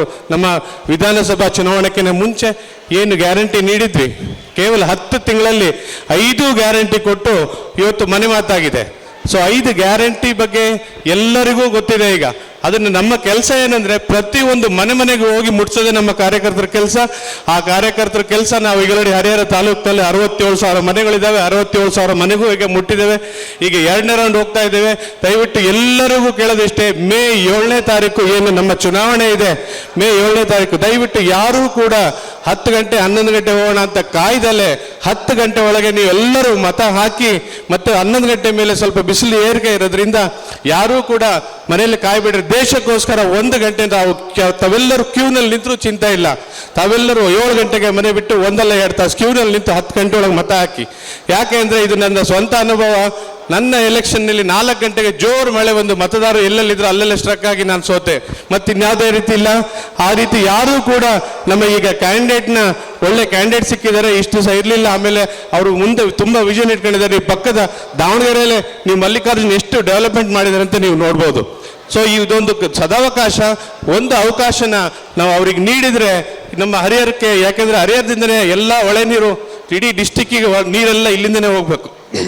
ಹಾಗಾಗಿ ಒಂದು ಅವಕಾಶ ಅವ್ರಿಗೆ ನೀಡಿ ನಮ್ಮ ಹರಿಹರಕ್ಕೂ ಕೂಡ ಒಂದು ಡೆವಲಪ್ಮೆಂಟ್ ಕಾಣಲಿಕ್ಕೆ ಒಂದು ಅವಕಾಶ ಮಾಡಿಕೊಡ್ಲಿಕ್ಕೆ ತಾವೆಲ್ಲರೂ ಸಹಕಾರ ನೀಡಬೇಕಂತ ಕೇಳ್ತಾ ನನ್ನ 2 ಮಾತು ಮುಗಿಸ್ತೇನೆ. ಜೈ ಹಿಂದ್. ಶ್ರೀನಿವಾಸ್ ನಂದಿಗೆ ಅವರಿಗೆ ಧನ್ಯವಾದಗಳು. ಈಗ ಪ್ರಜಾಧ್ವನಿ ಕಾರ್ಯಕ್ರಮವನ್ನು ಕುರಿತು ಮಾಜಿ ಶಾಸಕರಾದ ಎಸ್ ರಾಮಪ್ಪನವರು ಮಾತುಗಳನ್ನು ಆಡಬೇಕಾಗಿ ವಿನಂತಿಸಿಕೊಳ್ಳಿ. ಆಗಮಿಸಿರುವ ಎಲ್ಲ ನಮ್ಮ ಕಾಂಗ್ರೆಸ್ಸಿನ ಮುಖಂಡರೇ, ಕಾಂಗ್ರೆಸ್ಸಿನ ಕಾರ್ಯಕರ್ತರು ಎಲ್ಲರಿಗೂ ಕೂಡ ನಮಸ್ಕರಿಸುತ್ತಾ, ನಮ್ಮ ರಾಜ್ಯದ ಮುಖ್ಯಮಂತ್ರಿಗಳು ಇವತ್ತು ಆಗಮಿಸಿದ್ದಾರೆ. ನಮ್ಮ ಹರಿಹರಕ್ಕೆ ಆಗಮಿಸಿದ್ರಿಂದ ತುಂಬ ಸಂತೋಷ, ಪ್ರೀತಿ ಎಲ್ಲರಿಗೂ ಕೂಡ ಇವತ್ತು ಹಬ್ಬದ ವಾತಾವರಣ ಆಗಿದೆ. ಏನಿವತ್ತು ಮಾಜಿ ಮುಖ್ಯಮಂತ್ರಿಗಳಾದಂಥ 5 ಗ್ಯಾರಂಟಿಯನ್ನು ಕೊಟ್ಟಂಥ, ಅನೇಕ ರೈತರ ಸಾಲ ಮನ್ನಾ ಮಾಡಿದಂಥ ಏಕೈಕ ಮುಖ್ಯಮಂತ್ರಿ ಅಂದರೆ ನಮ್ಮ ಸಿದ್ದರಾಮಯ್ಯ ಸಾಹೇಬರು. ಹಾಗೂ ಮತ್ತು ನಮ್ಮ ಸಚಿವರು, ಜಿಲ್ಲೆಯ ಸಚಿವರಾದಂಥ ಎಸ್ ಮಲ್ಲಣ್ಣವರೇ, ವೇದಿಕೆ ಮೇಲಿರುವ ನಮ್ಮ ಕೊಂಡಜ್ಜಿ ಮೋಹನ್ ಅವರೇ, ಶ್ರೀನಿವಾಸ್ ಅವರೇ, ನಮ್ಮ JDS ಇಂದ BJಪಿಯಿಂದ ತೊರೆದು ಬಂದಂಥ HS ನಾಗರಾಜ್ ಅವರೇ, ಕೊಂಡಜ್ಜಿ ಮೋಹನ್ ಅವರೇ, D ಬಸವರಾಜ್ ಅವರೇ, ವೇದಿಕೆ ಮೇಲಿರುವ ಎಲ್ಲ ಮುಖಂಡರೇ, ಆಗಮಿಸಿರೋ ಎಲ್ಲ ಮಾನ್ಯ ಮಾತೆಯವರೇ, ಇವತ್ತೇನು 7ನೇ ತಾರೀಕು ಮೇ 7ನೇ ತಾರೀಕು ನಡೆಯುವ ಚುನಾವಣೆ ಪ್ರಯುಕ್ತ ಸಿದ್ದರಾಮಯ್ಯ ಸಾಹೇಬರು ಆಗಮಿಸಿದ್ದಾರೆ. ಇವತ್ತು ತಾವೆಲ್ಲರೂ ಕೂಡ ಏನು ನಡೆಯುವ ಚುನಾವಣೆಗೆ 7ನೇ ತಾರೀಕು ನಡೆಯುವ ಚುನಾವಣೆ ಎಲ್ಲರೂ ಕೂಡ ಮತ ಹಾಕಿ ಅಭ್ಯರ್ಥಿಯಿಂದ ಗೆಲ್ಲಿಸಬೇಕಂತ ತಮ್ಮೆಲ್ಲರಿಗೂ ಕೂಡ ಮನವಿ ಮಾಡ್ಕೊಂತ ಮೊದಲನೇದಾಗಿ ಏನಿವತ್ತು ನಮ್ಮ ಕಾಂಗ್ರೆಸ್ ಸರ್ಕಾರ ಕೊಟ್ಟಂತ ನುಡಿದಂಥ ಮಾತು ನಡೆದಿದ್ದಾರೆ, ಕೊಟ್ಟಂತ ಮಾತು ಉಳಿಸ್ಕೊಂಡಿದ್ದಾರೆ. ಹಂಗಾಗಿ ಇವತ್ತೇನು ನಮ್ಮ MP ಸುಮಾರು 25 ವರ್ಷ MP ಇದ್ದಂಥ ಸಿದ್ದೇಶ್ ಅವರು ಯಾವುದೂ ಕೂಡ ಒಂದು ಕೆಲಸ ಮಾಡೋಕ್ಕಾಗಿಲ್ಲ, ಅವ್ರ ಕೈಲಿ ಏನೂ ಇಲ್ಲ. ಯಾವುದು ರೈತರ ಬಗ್ಗೆ ಜವಾಬ್ದಾರಿ ಇಲ್ಲ, ಬಡವರ ಬಗ್ಗೆ ಜವಾಬ್ದಾರಿ ಇಲ್ಲ, ಅವ್ರಿಗೆ ಓಟ್ ಹಾಕ್ತಾರೆ, ಅವ್ರಿಗೆ ಜವಾಬ್ದಾರಿ ಇಲ್ಲ. ಏನು ಸುಮ್ಮನೆ ಮೋದಿ ಮೋದಿ ಅಂತಂದು ಹುಚ್ಚು ಯುವಕರು ಮಾಡಿದ್ರು. ಎಲ್ಲ ಯುವಕರೆಲ್ಲ ಭಾಳ ಹುಷಾರಿಯಾಗಿದ್ದಾರೆ. ಈಗ ಏನು ಯುವಕರಿಗೆ ತಲೆ ತುಂಬಿದ ಮೋದಿ ಅಂದರೆ ವರ್ಷಕ್ಕೆ 2 ಕೋಟಿ ಉದ್ಯೋಗ ಕೊಡಿಸ್ತೇನೆ, ಹಂಗಾಗಿ ನನಗೆ ಓಟ್ ಹಾಕಿ ಅಂತಂದು ಹೇಳಿದ್ರು. ಇವತ್ತಿನ ದಿವಸ ಅವರು ಕೊಟ್ಟ ಮಾತು ಉಳಿಸ್ಕೊಂಡು ಪ್ರಧಾನಿ ಮಂತ್ರಿ ಅವರು ಅಂತಂದು ಹೇಳ್ಬೋದಾಗಿತ್ತು. ಅಂಥ ಸುಳ್ಳು ಹೇಳೋ ಪ್ರಧಾನಿ ಮಂತ್ರಿ ನಮಗೆ ಬೇಡ. ಇವತ್ತು ನಮಗೆ ಒಳ್ಳೆ ಅಭ್ಯರ್ಥಿ ಬೇಕು. ಇಡೀ ನಮ್ಮ ದೇಶದ ದೇಶದ ತುಂಬನೂ ಕೂಡ ಪಾದಯಾತ್ರೆ ಮಾಡಿದಂಥ ರಾಹುಲ್ ಗಾಂಧಿ ಅವರು ಅಂತ ಅಭ್ಯರ್ಥಿ ಬೇಕು, ಹೋರಾಟ ಮಾಡೋಂಥ ಅಭ್ಯರ್ಥಿ ಬೇಕು. ಬರೀ ಪಾಲಿಸಿ ಮಾಡ್ಕೊಂತ ಸುಳ್ಳು ಹೇಳ್ಕೊಂತ ಹೋಗಂತ ಮೋದಿ ಬೇಡ. ಇನ್ನು ಮುಂದೆ ಮೋದಿ ಯಾರು ಕೂಡ ಹೆಸರು ಹೇಳೋಂಗಿಲ್ಲ, ಯಾಕಂದ್ರೆ ಯಾವುದೋ ಒಂದು ಕೆಲಸ ಅವ್ರ ಕೈಲಿ ಮಾಡೋಕ್ಕಾಗಿಲ್ಲ. ಹಂಗಾಗಿ ಏನು ನಮ್ಮ ಕಾಂಗ್ರೆಸ್ ಪಕ್ಷ, ನಮ್ಮ ಸಿದ್ದರಾಮಯ್ಯ ಸಾಹೇಬರು, DK ಶಿವಕುಮಾರ್, ನಮ್ಮ ಪ್ರಿಯಾಂಕಾ ಗಾಂಧಿ ಅವರು, ಸೋನಿಯಾ ಗಾಂಧಿ, ರಾಹುಲ್ ಗಾಂಧಿ ಅವರು ನಮ್ಮ ಕರ್ನಾಟಕ ರಾಜ್ಯಕ್ಕೆ ಈ ಒಂದು ಸವಲತ್ತು ಕೊಡಲೇಬೇಕು ಬಡವರಿಗೆ ಅಂತೇಳಿ 5 ಗ್ಯಾರಂಟಿಯನ್ನು ಜಾರಿ ಮಾಡಿ ಕೆಲವೇ 8 ತಿಂಗಳೊಳಗೆ ಜಾರಿ ಮಾಡಿದ್ರು. ಅದು ಎಲ್ಲರಿಗೂ ಕೂಡ ಇವತ್ತು ದಿವಸ ತಲುಪ್ತದೆ. ಇವತ್ತು ನಮ್ಮ ದೇಶದಲ್ಲಿ ಯಾರು ಮಾಡಿದಂಥ ಕೆಲಸ ನಮ್ಮ ರಾಜ್ಯ ಮುಖ್ಯಮಂತ್ರಿ ಸಿದ್ದರಾಮಯ್ಯ ಸಾಹೇಬರು ಮಾಡಿದ್ದಾರೆ. ಅದಕ್ಕೋಸ್ಕರ ಇವತ್ತು ಏನು ಅಭ್ಯರ್ಥಿ ಪರವಾಗ ಬಂದಿದ್ದಾರೆ, ನಿಜವಾಗ್ಲೂ ಕೂಡ ತಾವೆಲ್ಲರೂ ಕೂಡ ಹೆಚ್ಚು ಮತ ಕೊಟ್ಟು ಅವರ ಬಹಳ ಪ್ರಚಂಡ ಬಹುಮತದಿಂದ ನಾವು ಗೆಲ್ಲಿಸ್ಬೇಕು. ಏನು ನಾವು ಪ್ರತಿ ಸರಿ MP ಎಲೆಕ್ಷನ್ನಲ್ಲಿ ಭಾಳ ನಾವು ಲೀಡ್ ಕೊಡ್ತಿದ್ವಿ, ಅದೇ ರೀತಿಯೂ ಕೂಡ ನಾವು ಇನ್ನು ಅದಕ್ಕಿಂತ ಹೆಚ್ಚಿನ ಲೀಡ್ ಕೊಡಬೇಕು. ನಮ್ಮ ಅಭ್ಯರ್ಥಿ ಹೋರಾಟಗಾರ್ತಿ ಭಾಳ ಫುಲ್ ಪವರ್ ಇದ್ದಾರೆ. ಇವತ್ತು ಅಭ್ಯರ್ಥಿಗೆ ತಾವೆಲ್ಲರೂ ಕೂಡ ಮತ ಕೊಟ್ಟು ಗೆಲ್ಲಿಸ್ಬೇಕಂತಂದು ತಮ್ಮರೆಲ್ಲರಿಗೂ ಕೂಡ ಮನವಿ ಮಾಡ್ಕೊಂತ, ಈಗೇನು ತಿಂಗಳ 2,000 ನಮ್ಮ ತಾಯಿಯಂದ್ರೆ ಮೊಬೈಲಿಗೆ ಬರ್ತೈತಿ, ಗೊತ್ತಾಗ್ಬಿಡ್ತೈತಿ. ಗೊತ್ತಾದ ಕೂಡಲೇ ಖುಷಿ ಸಂತೋಷ ಬಂತು ನಮಗೆ. ಸಿದ್ದರಾಮಯ್ಯ ಸಾಹೇಬ್ರದ್ದು ಕಾಂಗ್ರೆಸ್ಸಿನ 2,000 ಬಂತು ಅಂತಂದು ತಿಂಗಳ ಖುಷಿ ಪಟ್ಟು ಮೊಬೈಲ್ ಎತ್ತಿ ತೋರಿಸ್ತಾರೆ ಮನೆಗಳಾಗ. ಅಂತ ಒಂದು ಹಬ್ಬದ ವಾತಾವರಣ ಎಲ್ಲರಿಗೂ ಕೂಡ ಈ ಒಂದು ಬಹಳ ಇಂಪಾರ್ಟೆಂಟ್ ಆದಂಥ ಚುನಾವಣೆ, ಬಹಳ ಮಹತ್ವದ ಚುನಾವಣೆ.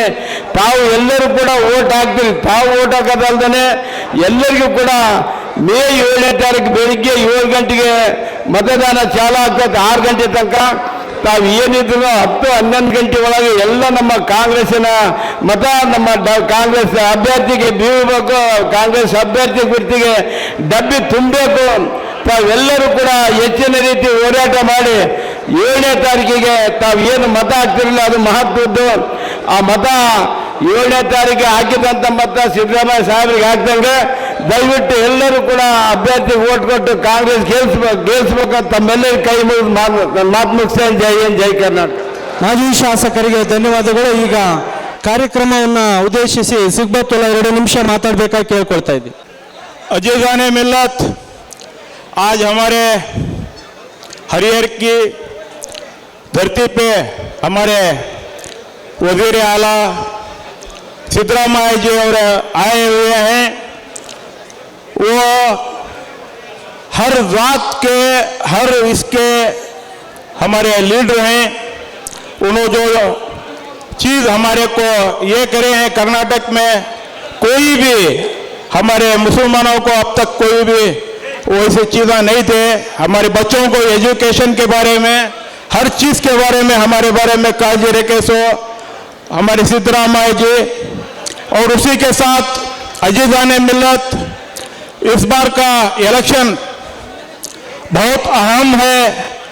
बहुत से लोग यहाँ तक ये देश का प्रधानी भी है ना, जात पात के बारे में बोल रहा है, जात पात के बारे में बोल रहा है। हमारे में हमें एक वोट किसी को दूसरे को दिए तो वो बीजेपी को दिए सरकार को समझ को हमारे कांग्रेस पार्टी को है ना वोट दे को जिताना। और दूसरे चीज़ों में है ना जरे जरे कौन से तो माहौल होती है वो चीज़ों को तुम्हें है ना ये देने सरकार। मैं आजिज़ाना गुजारिश करता हूँ हमारी कौम से, हमारा एक वोट भी ये होना नहीं, दूसरे को जाना नहीं हो रहा ना। खास कर को हमारे माँ बहन ऐसी मेरी इल्तिजा, जल्द से जल्द है ना वोट डाल को हमारे 2 नंबर को ठहरे हुए प्रभा मल्लिकार्जुन और को जिताकर हमारी कौम को है ना अब भी ज़्यादा से ज़्यादा हमें काम करा लेंगे कर को तवक्का रखते हुआ यहाँ पे बात करने के लिए मौका दिया, उससे शुक्रिया अदा करके मेरी 2 बात खत्म करता हूँ। जय हिंद, जय कर्नाटक। ಧನ್ಯವಾದಗಳು ಸಿಗ್ಬತ್ತುಲ್ಲಾ ಸಾಹೇಬ್ರವರಿಗೆ. SS ಮಲ್ಲಿಕಾರ್ಜುನ್ ಅವರು ಪ್ರಜಾಧ್ವನಿ ಕಾರ್ಯಕ್ರಮವನ್ನು ಕುರಿತು ಮಾತಾಡಬೇಕು ಹೇಳ್ಕೊಳ್ತಾ ಇದ್ದೀನಿ. ನಂದಿಗೇರಿ ಶ್ರೀನಿವಾಸ್ ಸ್ನೇಹ ಬಳಗದ ವತಿಯಿಂದ CM ಸಿದ್ದರಾಮಯ್ಯ ಸಾಹೇಬರಿಗೆ ನೆನಪಿನ ಕಾಣಿಕೆಯನ್ನ ಕೊಡ್ತಾ ಇದ್ದಾರೆ. ನಮ್ಮ ಪ್ರಜಾಧ್ವನಿ ಕಾರ್ಯಕ್ರಮದ ಚುನಾವಣೆಯ ಅಂಗವಾಗಿ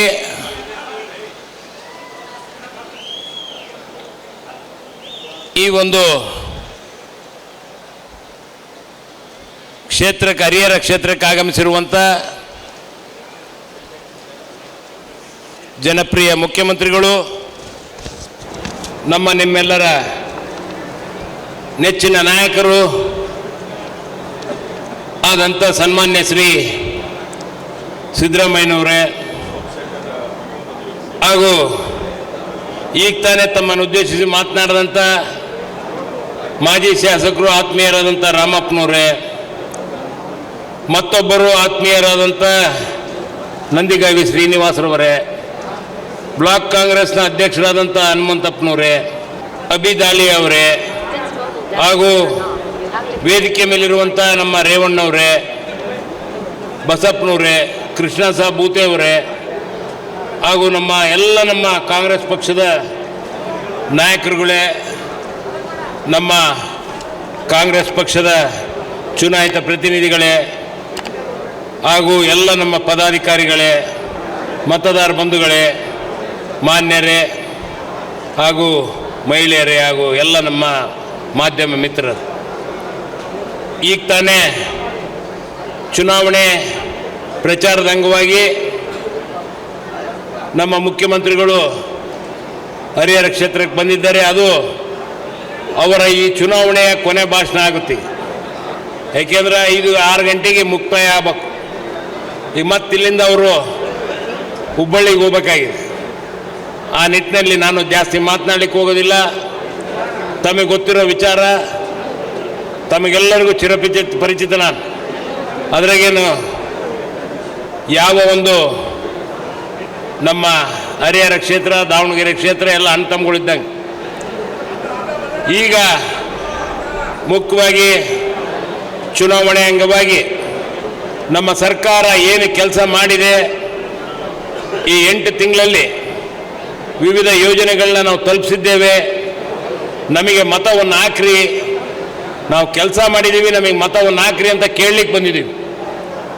5 ಯೋಜನೆಗಳಿರ್ಬೋದು, ವಿವಿಧ AICCಯಿಂದ ಮತ್ತೆ ಹೊಸ 25 ಗ್ಯಾರಂಟಿಗಳು ಇರ್ಬೋದು.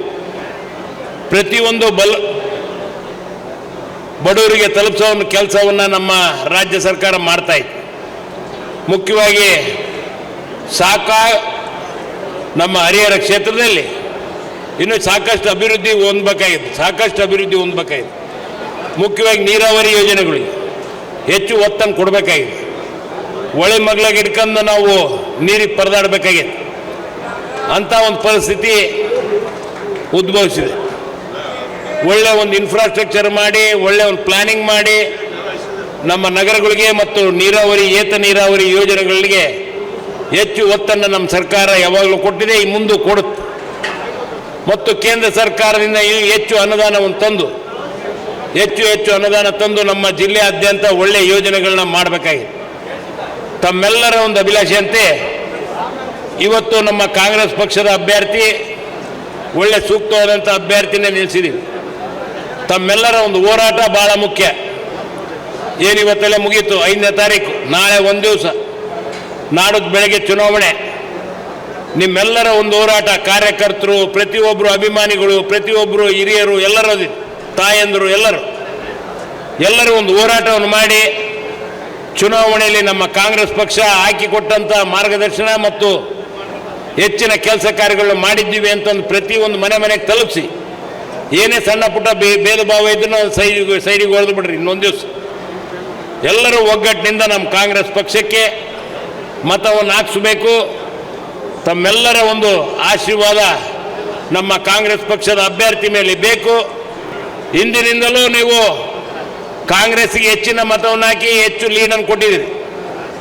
ಈಗ ಇನ್ನೂ ಹೆಚ್ಚು ಲೀಡನ್ನು ನಮ್ಮ ಹರಿಹರ ಕ್ಷೇತ್ರದಿಂದ ಬರಬೇಕಾಗಿದೆ. ಆ ನಿಟ್ಟಿನಲ್ಲಿ ತಾವೆಲ್ಲರ ಒಂದು ಹೋರಾಟ ಭಾಳ ಮುಖ್ಯ. ಸಾಕಷ್ಟು ಹೋರಾಟವನ್ನು ಮಾಡಿ ನಮ್ಮ ಚುನಾವಣೆಯಲ್ಲಿ ನಮ್ಮ ಹಸ್ತದ ಗುರುತಿಗೆ ಕ್ರಮ ಸಂಖ್ಯೆ 2ಕ್ಕೆ ತಾವು ಹೆಚ್ಚಿನ ಮತವನ್ನು ಹಾಕಿಸ್ಬೇಕು ಅಂತ ನಮ್ಮಲ್ಲಿ ಕಳಕಳಿಯಿಂದ ಕೇಳಿಕೊಂಡು 4 ಮಾತನ್ನು ಮುಗಿಸ್ತೇನೆ. ಜೈ ಕರ್ನಾಟಕ. 2ನೇ ಹಂತದ ಪ್ರಜಾಧ್ವನಿ ಕಾರ್ಯಕ್ರಮವನ್ನು ಕುರಿತು ಮಾತಾಡಿದಂತಹ ಸಚಿವರಾದ SS ಮಲ್ಲಿಕಾರ್ಜುನ್ ಅವರಿಗೆ ತುಂಬ ಹೃದಯದ ಧನ್ಯವಾದಗಳು. ಈಗ ನಿಮ್ಮೆಲ್ಲರ ನೆಚ್ಚಿನ ಮುಖ್ಯಮಂತ್ರಿಗಳು, ದೀನ ದಲಿತರ, ಅಲ್ಪಸಂಖ್ಯಾತರ ಆಶಾಕಿರಣ, ಭಾಗ್ಯಗಳ ಸರದಾರ, ಗ್ಯಾರಂಟಿಗಳ ಯಜಮಾನ ಶ್ರೀ ಸಿದ್ದರಾಮಯ್ಯ ಸಾಹೇಬರು ತಮ್ಮನ್ನುದ್ದೇಶಿಸಿ ಮಾತನಾಡಲಿದ್ದಾರೆ. ಈ ಪ್ರಚಾರ ಸಭೆಯಲ್ಲಿ ಭಾಗವಹಿಸಿರ್ತಕ್ಕಂಥ ದಾವಣಗೆರೆ ಜಿಲ್ಲೆಯ ಉಸ್ತುವಾರಿ ಸಚಿವರಾದಂಥ ಶ್ರೀ SS ಮಲ್ಲಿಕಾರ್ಜುನ ಅವರ, ಮಾಜಿ ಶಾಸಕರಾದಂಥ ಶ್ರೀ ರಾಮಪ್ಪ ಅವರ,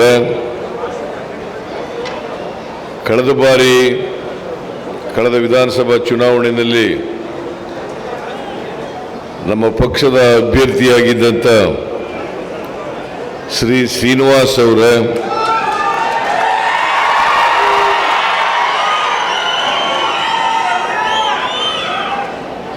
ರಾಜ್ಯದ ಗ್ಯಾರಂಟಿ ಯೋಜನೆಗಳ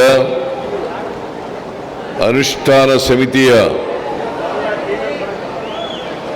ರಾಜ್ಯ ಮಟ್ಟದ ಅಧ್ಯಕ್ಷರಾದಂಥ ಶ್ರೀ HM ರೇವಣ್ಣ ಅವರ,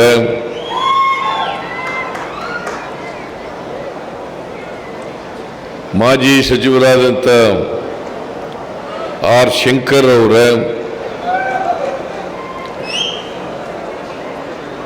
ಮಾಜಿ ಮೇಲ್ಮನೆಯ ಸದಸ್ಯರಾದಂಥ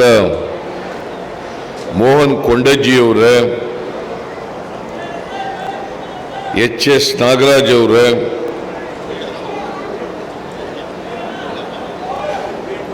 ಬ್ಲಾಕ್ ಸಮಿತಿಯ ಅಧ್ಯಕ್ಷರುಗಳ, ಇತರ ಎಲ್ಲ ಕಾಂಗ್ರೆಸ್ಸಿನ ಮುಖಂಡರುಗಳ, ಇಲ್ಲಿ ಪ್ರಚಾರ ಸಭೆಯಲ್ಲಿ ಭಾಗವಹಿಸಿರ್ತಕ್ಕಂಥ ಎಲ್ಲ ಆತ್ಮೀಯ ಕಾರ್ಯಕರ್ತ ಬಂಧುಗಳೇ, ಕೂತ್ಕೊಳ್ರಿ.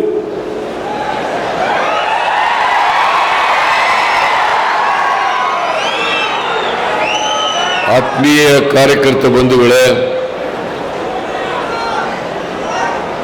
ತಾಯಂದಿರೇ, ಎಲ್ಲ ಯುವ ಮಿತ್ರರೇ,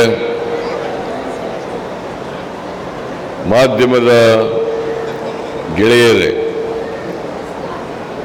ಪ್ರಚಾರಕ್ಕೆ ಇವತ್ತೇ ಕೊನೇ ದಿನ.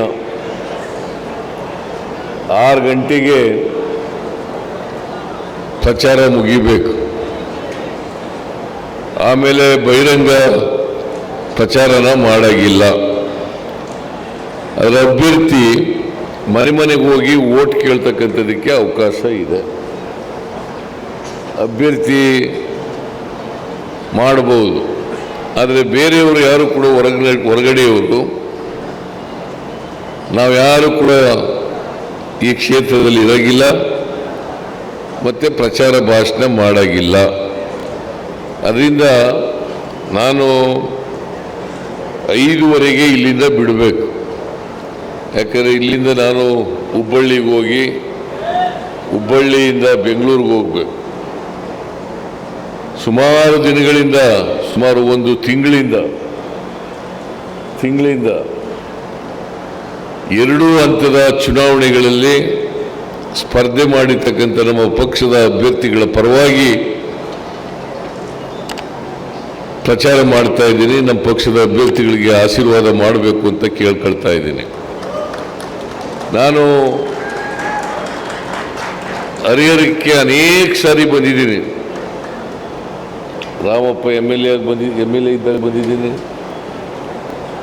ಮಲ್ಲಪ್ಪನವರಿದ್ದಾಗ ಬಂದಿದ್ದೀನಿ, ಅದಕ್ಕಿಂತ ಹಿಂದೆ ಬಂದಿದ್ದೀನಿ, ಪ್ರಚಾರ ಸಭೆಗಳಲ್ಲಿ ಭಾಷಣ ಮಾಡೋಕ್ಕೆ ಬಂದಿದ್ದೀನಿ. ಎಲ್ಲ ಸಂದರ್ಭಗಳಲ್ಲೂ ಕೂಡ ನಾನು ಬಂದಾಗ ಹರಿಹರದ ಮಹಾಜನತೆ ಬಹಳ ಪ್ರೀತಿಯಿಂದ, ಅಭಿಮಾನದಿಂದ ನನ್ನನ್ನು ಕಂಡಿದ್ದಾರೆ. ಜೊತೆಗೆ ನನ್ನ ಮಾತನ್ನೂ ಕೂಡ ಕೇಳಿದ್ದಾರೆ. ನಾನು ಯಾರಿಗೆ ಹೇಳ್ತೀನಿ ಅವರಿಗೆ ಓಟನ್ನು ಕೂಡ ಕೊಟ್ಟಿದ್ದಾರೆ. ಹಾಗಾಗಿ ಹರಿಹರ ವಿಧಾನಸಭಾ ಕ್ಷೇತ್ರದ ಜನತೆಗೆ ನಾನು ಚಿರಋಣಿಯಾಗಿದ್ದೇನೆ ಅಂತಕ್ಕಂಥ ಮಾತುಗಳನ್ನು ಹೇಳಲಿಕ್ಕೆ ಬಯಸ್ತಾ ಇದ್ದೇನೆ. ಈ ಸಾರಿ ಶ್ರೀನಿವಾಸ್ ಮತ್ತು ರಾಮಪ್ಪ ಇಬ್ಬರು ನಮ್ಮ ಅಭ್ಯರ್ಥಿ ಪರವಾಗಿ ಪ್ರಚಾರ ಮಾಡ್ತಾ ಇರೋದ್ರಿಂದ, ಇಬ್ಬರು ಪ್ರಚಾರ ಮಾಡ್ತಾರಿಂದ ಶ್ರೀನಿವಾಸ್ ಹೋದ ಸಾರಿ ನಮ್ಮ ಅಭ್ಯರ್ಥಿ ಆಗಿದ್ದವರು, ರಾಮಪ್ಪ ಇಲ್ಲಿ MLA ಆಗಿದ್ದವರು, ಇಬ್ಬರು ಒಟ್ಟಿಗೆ ಸೇರಿ ನಮ್ಮ ಪಕ್ಷದ ಅಭ್ಯರ್ಥಿ ಪರವಾಗಿ ಪ್ರಚಾರ ಮಾಡ್ತಾ ಇದ್ದಾರೆ. ಅದರಿಂದ ಹೆಚ್ಚು ಲೀಡು ಹರಿಹರ ಕ್ಷೇತ್ರದಲ್ಲಿ ಬರಬೇಕು. ಅದಕ್ಕೆ ತಾವೆಲ್ಲ ನಮ್ಮ ಅಭ್ಯರ್ಥಿಗೆ ಆಶೀರ್ವಾದ ಮಾಡಬೇಕು ಅಂತೇಳಿ ನಿಮ್ಮಲ್ಲಿ ಕಳಕಳಿಯಿಂದ ಪ್ರಾರ್ಥನೆಯನ್ನು ಮಾಡ್ತೇನೆ. ಇಬ್ಬರು ಒಪ್ಕೊಂಡಿದ್ದಾರೆ, ರಾಮಪ್ಪನೂ ಒಪ್ಕೊಂಡಿದ್ದಾರೆ, ಶ್ರೀನಿವಾಸನು ಒಪ್ಕೊಂಡಿದ್ದಾರೆ. ಹೆಚ್ಚು ಲೀಡ್ ಕೊಡಿಸ್ತೀವಿ ಅಂತ. ಏನಪ್ಪ, ಕನಿಷ್ಠ 25,000 ಲೀಡನ್ನು ಕೊಡಿಸ್ತೀವಿ.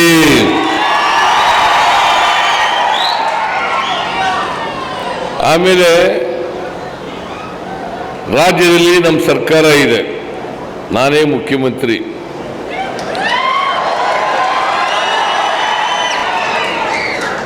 ನಾನು ಇಲ್ಲಿ ಬಂದಾಗ ಬೈರನ್ಪಾದ ಏತ ನೀರಾವರಿ ಯೋಜನೆ, ಬೈರನ್ಪಾದ ಏತ ನೀರಾವರಿ ಯೋಜನೆ ಅದು ಅನೇಕ ವರ್ಷಗಳಿಂದ ಮಾಡಲಿಕ್ಕಾಗಿಲ್ಲ. ಅದನ್ನು ಮಂಜೂರಾತಿ ಕೊಟ್ಟಿಲ್ಲ, ಟೆಂಡರ್ ಕರೆದಿಲ್ಲ, ಕೆಲಸ ಮಾಡೋಕ್ಕೆ ಪ್ರಾರಂಭ ಮಾಡಿಲ್ಲ ಅಂತ ಹೇಳಿದ್ದಾರೆ. ನನಗೆ ಈ ಚುನಾವಣೆ ಮುಗಿದ ಮೇಲೆ ಕೂಡಲೇ ಆ ಏತ ನೀರಾವರಿ ಯೋಜನೆಗೆ ಮಂಜೂರಾತಿಯನ್ನು ಕೊಟ್ಟು ಆಗ್ಬೋದಾ? ಆಗ್ಬೋದೇನ್ರಿ? ಸುಮಾರು 5,200 ಹೆಕ್ಟೇರ್ ಪ್ರದೇಶಕ್ಕೆ ನೀರನ್ನು ಕೊಡ್ತದೆ, ನೀರನ್ನು ಒದಗಿಸ್ಕೊಡ್ತದೆ. ಅದನ್ನ ಮಾಡಿಕೊಡ್ತೇವೆ. ನಾನು ಯಾವ ಮಾತನ್ನ ಕೊಡ್ತೇನೆ ಆ ಮಾತಿನಂತೆ ನಡ್ಕತ್ತೇನೆ. ಜೊತೆಗೆ ಹರಿಹರ ಪಟ್ಟಣಕ್ಕೆ ಕುಡಿಯೋ ನೀರು ಸಾಕಷ್ಟು ಆಗ್ತಾ ಇಲ್ಲ. ಕುಡಿಯೋ ನೀರಿನ ತೊಂದರೆ ಇದೆ ಅಂತ ಹೇಳ್ತಾರೆ.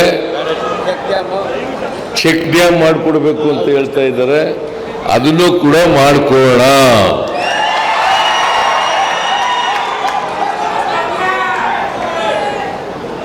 ನಮ್ಮ ಸರ್ಕಾರ ನುಡಿದಂತೆ ನಡೆಯುವ ಸರ್ಕಾರ.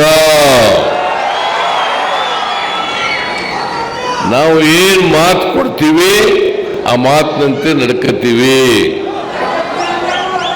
ಈಗ ಚುನಾವಣಾ ಪೂರ್ವದಲ್ಲಿ ನಾನು ಮತ್ತು ನಮ್ಮ ಪಕ್ಷ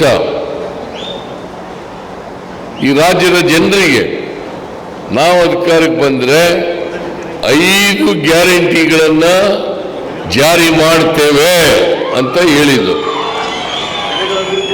ನಾವು ಅಧಿಕಾರಕ್ಕೆ ಬಂದ 8 ತಿಂಗಳಲ್ಲಿ 5 ಗ್ಯಾರಂಟಿಗಳನ್ನು ಕೂಡ ಜಾರಿ ಮಾಡಿದ್ದೀವಿ. ಮಾಡಿದೀವೋ ಇಲ್ಲ? ಮಾಡಿದೀವೋ ಇಲ್ಲ? ಒಂದನೇ ಗ್ಯಾರಂಟಿ ಶಕ್ತಿ ಯೋಜನೆ,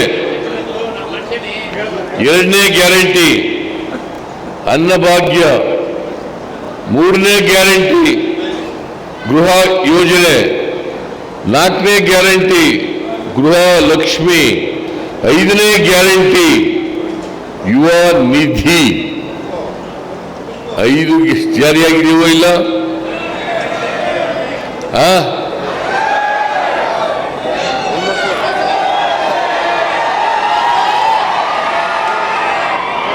ನಾನು ಹಿಂದೆ ಮುಖ್ಯಮಂತ್ರಿ ಆಗಿದ್ದಾಗಲೂ ಕೂಡ 2008ರಿಂದ 2013ರವರೆಗೆ ನಾವು ನಮ್ಮ ಪಕ್ಷದ ವತಿಯಿಂದ 165 ಭರವಸೆಗಳನ್ನು ಕೊಟ್ಟಿದ್ದು. 5 ವರ್ಷದಲ್ಲಿ ಜಾರಿ ಮಾಡ್ತೀವಿ ಅಂತ ಹೇಳಿದ್ದು. 5 ವರ್ಷದಲ್ಲಿ 165 ಗ್ಯಾರಂಟಿಗಳಲ್ಲಿ 158 ಗ್ಯಾರಂಟಿಗಳನ್ನು ಜಾರಿ ಮಾಡಿದ. 158 ಗ್ಯಾರಂಟಿಗಳು. ಅನ್ನಭಾಗ್ಯ ಕೊಟ್ಟವರು ಯಾರು?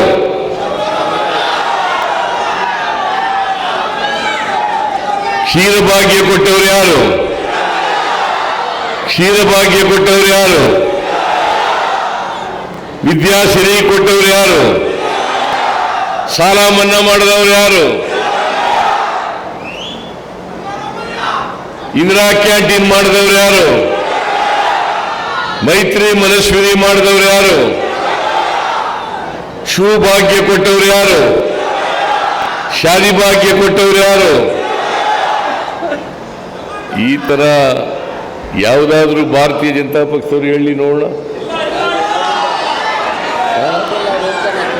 ಯಾವುದಾದ್ರೂ ಒಂದು ಜಾತಿ ಮೇಲೆ ಎತ್ಕೊಳ್ತಕ್ಕಂಥದ್ದು ಬಿಟ್ರೆ, ಧರ್ಮಗಳ ನಡುವೆ ಬೆಂಕಿ ಹಚ್ಚೋದು ಬಿಟ್ರೆ, ದ್ವೇಷದ ರಾಜಕಾರಣ ಮಾಡೋದು ಬಿಟ್ರೆ ಅವರು ಯಾವುದನ್ನು ಕೂಡ ಈ ದೇಶದ ಬಡವರಿಗೆ, ಹಿಂದುಳಿದವರಿಗೆ, ದಲಿತರಿಗೆ, ಮಹಿಳೆಯರಿಗೆ, ರೈತರಿಗೆ, ಅಲ್ಪಸಂಖ್ಯಾತರಿಗೆ ಯಾವ ಕೆಲಸನೂ ಕೂಡ ಮಾಡಿಲ್ಲ. ಮೊನ್ನೆ ನರೇಂದ್ರ ಮೋದಿಯವರು ಒಂದು ಭಾರೀ ಸುಳ್ಳನ್ನು ಹೇಳಿದ್ದಾರೆ. ಭಾರೀ ಸುಳ್ಳು. ಅದೇನಪ್ಪ ಅಂತಂದ್ರೆ, ದಲಿತರಿಗೆ ಕೊಟ್ಟಿರ್ತಕ್ಕಂಥ ಮೀಸಲಾತಿಯನ್ನ, ಹಿಂದುಳಿದವರಿಗೆ ಕೊಟ್ಟಿರ್ತಕ್ಕಂಥ ಮೀಸಲಾತಿಯನ್ನ ಮುಸಲ್ಮಾನರಿಗೆ ಕೊಟ್ಬಿಟ್ಟಿದ್ದಾರೆ ಅಂತ ಸುಳ್ಳು ಹೇಳಿದ್ದಾರೆ. ಕ್ಯಾಜಿ ये झूठ है सच्चा है? ये बड़ा झूठ है।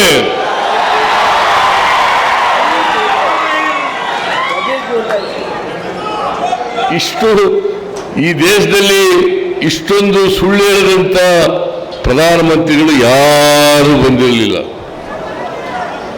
1994ನೇ ಇಸ್ವಿನಲ್ಲಿ 1994ನೇ ಇಸ್ವಿನಲ್ಲಿ ಚಿನ್ನಪ್ರೆಡ್ಡಿ ವರದಿ ಮೇಲೆ ಮುಸಲ್ಮಾನರಿಗೆ ಮೀಸಲಾತಿ 4% ಕೊಡಬೇಕು ಅಂತೇಳಿ ಅದು ತೀರ್ಮಾನ ಆಗಿ ಆದೇಶ ಆಗಿ ಅವತ್ತಿನಿಂದ ಜಾರಿನಲ್ಲಿದೆ. ಕ್ಯಾಜಿ ಮಾಲೂಮ ಮುಸಲ್ಮಾನರಿಗೆ 4% ಮೀಸಲಾತಿ ಕೊಟ್ಟದ್ದು 1994. ಅವತ್ತಿನಿಂದ ಎಷ್ಟು ವರ್ಷ ಆಯಿತು? 30 ವರ್ಷ ಆಯ್ತು. 30 ವರ್ಷದಿಂದ ಜಾರಿನಲ್ಲಿದೆ. ಹೊಸದಾಗಿ ಏನು ಕಾಂಗ್ರೆಸ್ ಸರ್ಕಾರ ಮುಸಲ್ಮಾನರಿಗೆ ಮೀಸಲಾತಿ ಕೊಟ್ಟಿಲ್ಲ. ಆದರೂ ನರೇಂದ್ರ ಮೋದಿ ಅವರು ಬಂದು ಸುಳ್ಳು ಹೇಳಿದ್ದಾರೆ. ಕರ್ನಾಟಕದ ಕಾಂಗ್ರೆಸ್ ಸರ್ಕಾರ ಮುಸಲ್ಮಾನರಿಗೆ ಮೀಸಲಾತಿಯನ್ನ, ಹಿಂದುಳಿದವರಿಗೆ, ದಲಿತರಿಗೆ ಕೊಟ್ಟಿದ್ದಂಥ ಮೀಸಲಾತಿಯನ್ನ ಕಿತ್ತು ಕೊಟ್ಬಿಟ್ಟಿದ್ದಾರೆ. ಎಂಥ ಸುಳ್ಳು ನೋಡಿ. ಮುಸಲ್ಮಾನರ ವಿರುದ್ಧ ದಲಿತರನ್ನ, ಹಿಂದುಳಿದವರನ್ನ ಎತ್ಕಡ್ತಕ್ಕಂಥ ಪ್ರಯತ್ನ ಇದು.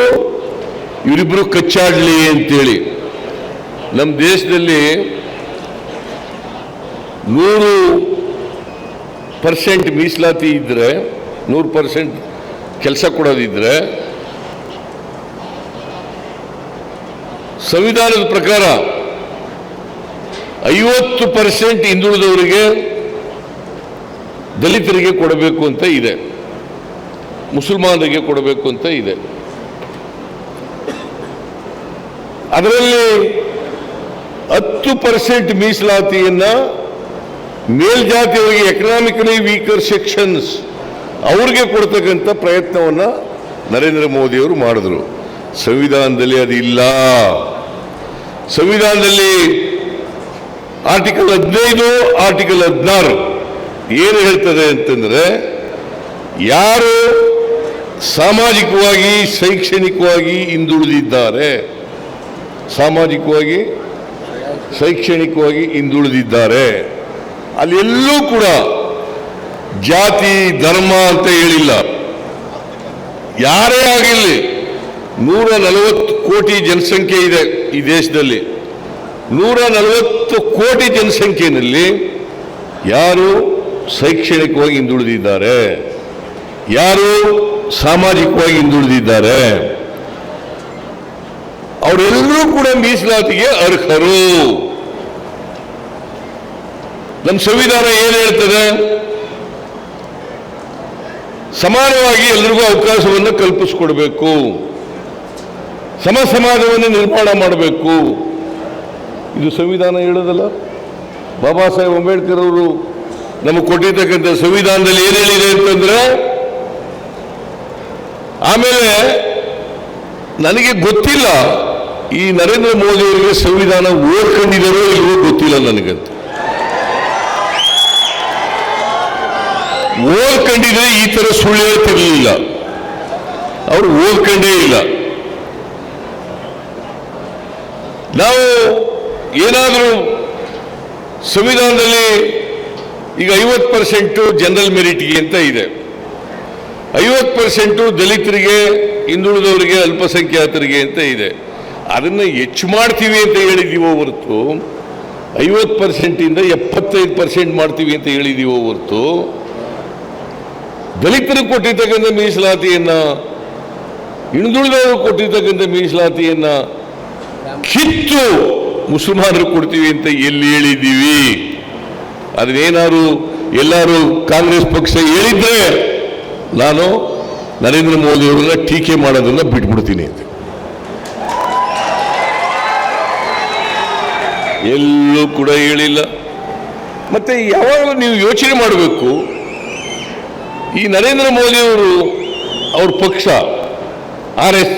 RSS ಅವರ ಮಾತೃ ಪಕ್ಷ, ಮಾತೃ ಸಂಘಟನೆ ಯಾವತ್ತಾರು ಮೀಸಲಾತಿಗೆ ಬೆಂಬಲಿಸಿದಾರ? ಯಾವತ್ತಾರು ಮೀಸಲಾತಿ ಬಗ್ಗೆ ಇವರು ಮಾತಾಡಲಿಕ್ಕೆ ಯಾವ ನೈತಿಕತೆ ಇದೆ? ಮಂಡಲ್ ಕಮಿಷನ್ ವರದಿ ಜಾರಿಯಾದಾಗ 90ನೇ ಇಸ್ವಿನಲ್ಲಿ ಅದನ್ನು ವಿರೋಧ ಮಾಡಿದವರು ಯಾರು? ಬಿಜೆಪಿಯವರು. ಹೈಯರ್ ಲರ್ನಿಂಗ್ ಇನ್ಸ್ಟಿಟ್ಯೂಷನ್ಗಳಲ್ಲಿ, IITಗಳಲ್ಲಿ, IIMಗಳಲ್ಲಿ, IISCಗಳಲ್ಲಿ ಮೀಸಲಾತಿ ಕೊಟ್ಟಾಗ, ಅರ್ಜುನ್ ಸಿಂಗ್ ಅವರು ಕೊಟ್ಟಾಗ ಅದನ್ನು ವಿರೋಧ ಮಾಡಿದವರು ಯಾರು? ಸಂವಿಧಾನಕ್ಕೆ 73, 74ರ ತಿದ್ದುಪಡಿಗಳನ್ನು ತಂದು ಮಂಡಲ್ ಪಂಚಾಯತಿನಲ್ಲಿ, ಜಿಲ್ಲಾ ಪಂಚಾಯತಿನಲ್ಲಿ, ತಾಲೂಕ್ ಪಂಚಾಯತಿನಲ್ಲಿ, ಮುನ್ಸಿಪಾಲಿಟಿಗಳಲ್ಲಿ, ನಗರ ಪಾಲಿಕೆಗಳಲ್ಲಿ ಮಹಿಳೆಯರಿಗೆ, ಹಿಂದುಳಿದವರಿಗೆ, ದಲಿತರಿಗೆ ಮೀಸಲಾತಿ ಕೊಡ್ತೀವಿ ಅಂತಂದಾಗ ಅದನ್ನು ವಿರೋಧ ಮಾಡಿದವರು ಯಾರು? ಬಿಜೆಪಿಯವರು. ಇದೇ ರಾಮಾ ಜೋಯಿಸ್, ಬಿಜೆಪಿಯ ರಾಮಾ ಜೋಯಿಸ್. ನಿಮಗೆ ಗೊತ್ತಿದೆ ರಾಮಾ ಜೋಯಿಸ್ ಯಾರು ಅಂತ? ಜಡ್ಜ್ ಆಗಿದ್ರು, ಹೈಕೋರ್ಟ್ ಜಡ್ಜ್ ಆಗಿದ್ರು, ಆಮೇಲೆ ಬಿಜೆಪಿ ಸೇರ್ಕೊಂಡ್ರು. ಬಿಜೆಪಿ RSS ಮನುಷ್ಯ ಅವರು. ಅವರು ಸುಪ್ರೀಂ ಕೋರ್ಟ್ಗೆ ಹೋದರು. ಸುಪ್ರೀಂ ಕೋರ್ಟ್ನಲ್ಲಿ ಹಿಂದುಳಿದವರಿಗೆ, ಮಹಿಳೆಯರಿಗೆ, ದಲಿತರಿಗೆ ಸ್ಥಳೀಯ ಸಂಸ್ಥೆಗಳಲ್ಲಿ ಮೀಸಲಾತಿ ಕೊಟ್ಟಿರ್ತಕ್ಕಂಥದ್ದು ಸಂವಿಧಾನ ಬಾಹಿರ ಅಂತ ಕೋರ್ಟ್ಗೆ ಹೋದರು. ಏನಾಗಿದ್ರು ಆಗ? ಬಿಜೆಪಿಯ ರಾಜ್ಯ ಉಪಾಧ್ಯಕ್ಷರು, ಆಮೇಲೆ ಬಿಜೆಪಿಯಿಂದ ರಾಜ್ಯಸಭೆಗೆ ನೇಮಕ ಆಗಿದ್ದವರು. ಅವ್ರನ್ನ ನರೇಂದ್ರ ಮೋದಿಯವರಾಗಲಿ, ಯಡಿಯೂರಪ್ಪ ಆಗಲಿ ಯಾರಾದರೂ ತಡಿಬೋದಾಗಿತ್ತಲ್ವಾ? ಸುಪ್ರೀಂ ಕೋರ್ಟ್ಗೆ ಹೋಗ್ಬಿಡ್ರಿ, ಹಿಂದುಳಿದವರಿಗೆ, ಮಹಿಳೆಯರಿಗೆ ಮೀಸಲಾತಿ ಕೊಟ್ಟವರೇ ಕಾಂಗ್ರೆಸ್ ಪಾರ್ಟಿ, ಅದನ್ನ ಸಾಮಾಜಿಕ ನ್ಯಾಯ ಮಾಡ್ತಾ ಇದ್ದಾರೆ, ದಯಮಾಡಿ ಹೋಗ್ಬೇಡಿ ಅಂತ ಹೇಳ್ಬೋದಾಗಿತ್ತಲ್ಲ. ಇವರೇ ಕುಮ್ಮಕ್ ಕೊಟ್ಟು ಕಳಿಸ್ಬಿಟ್ರು ಅವ್ರನ್ನ. ಯಾರು ಕುಮ್ಮಕ್ ಕೊಟ್ಟವರು? ಮಿಸ್ಟರ್ ಯಡಿಯೂರಪ್ಪ. ಈಗ ಈಶ್ವರಪ್ಪ ಇಲ್ಲ, ಅನಂತಕುಮಾರ ಒದ್ದಾಡಕ ಹಾಚ್ಕಾಕ್ಬಿಟ್ಟಿವರು. ಈಗ ಏನ್ ಬಾಯಿ ಬಂದ ಮಾತಾಡೋರು. ನಾನು ಅದಕ್ಕೆ ಹೇಳ್ತಿದ್ದೆ, ಆ ಈಶ್ವರಪ್ಪನಿಗೆ ಬ್ರೈನು ಮತ್ತು ನಾಲ್ಗೆ ಇದೆಯಲ್ಲ, ಲಿಂಕ್ ತಪ್ಪೋಗ್ಬಿಟ್ಟದೆ ಅಂತ ಹೇಳ್ತಿದ್ದೆ ನಾನು. ಅವ್ರನ್ನೇ ಟಿಕೆಟ್, ಅವ್ರ ಮಗನಿಗೆ ಟಿಕೆಟ್ ಕೇಳಿ ಕೊಡದೇ ಇರೋದ್ರಿಂದ ಅವ್ರು ಇಂಡಿಪೆಂಡೆಂಟ್ ನಿಂತ್ಕೊಂಡ್ರು. ಅವರನ್ನು ಪಕ್ಷದಿಂದ 6 ವರ್ಷ ಉಚ್ಚಾಟನೆ ಮಾಡಿ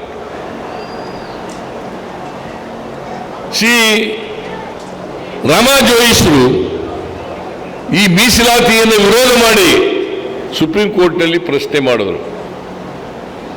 ಸುಪ್ರೀಂ ಕೋರ್ಟ್ ಅವರು ಕಾಂಗ್ರೆಸ್ನವರು ಮಾಡಿರ್ತಕ್ಕಂಥ ಮೀಸಲಾತಿ ಸರಿ ಇದೆ, 73, 74 ತಿದ್ದುಪಡಿ ಸರಿ ಇದೆ, ಸಂವಿಧಾನಬದ್ಧವಾಗಿದೆ ಅಂತೇಳಿ ಇವ್ರ ಅರ್ಜಿನ ರಿಜೆಕ್ಟ್ ಮಾಡಿಬಿಟ್ರು.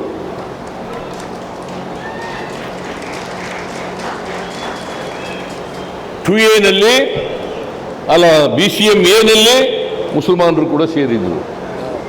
ಸುಪ್ರೀಂ ಕೋರ್ಟ್ನೇ ಒಪ್ಕೊಂಡ ಮೇಲೆ ಈ ನರೇಂದ್ರ ಮೋದಿಯವರು ಪ್ರಧಾನಮಂತ್ರಿಯಾಗಿ ಮುಸಲ್ಮಾನರಿಗೆ ಮೀಸಲಾತಿ ಕೊಡೋದು ಸರಿ ಇಲ್ಲ ಅಂತ ಹೇಳ್ತಾರಲ್ಲ, ಸರಿನಾ?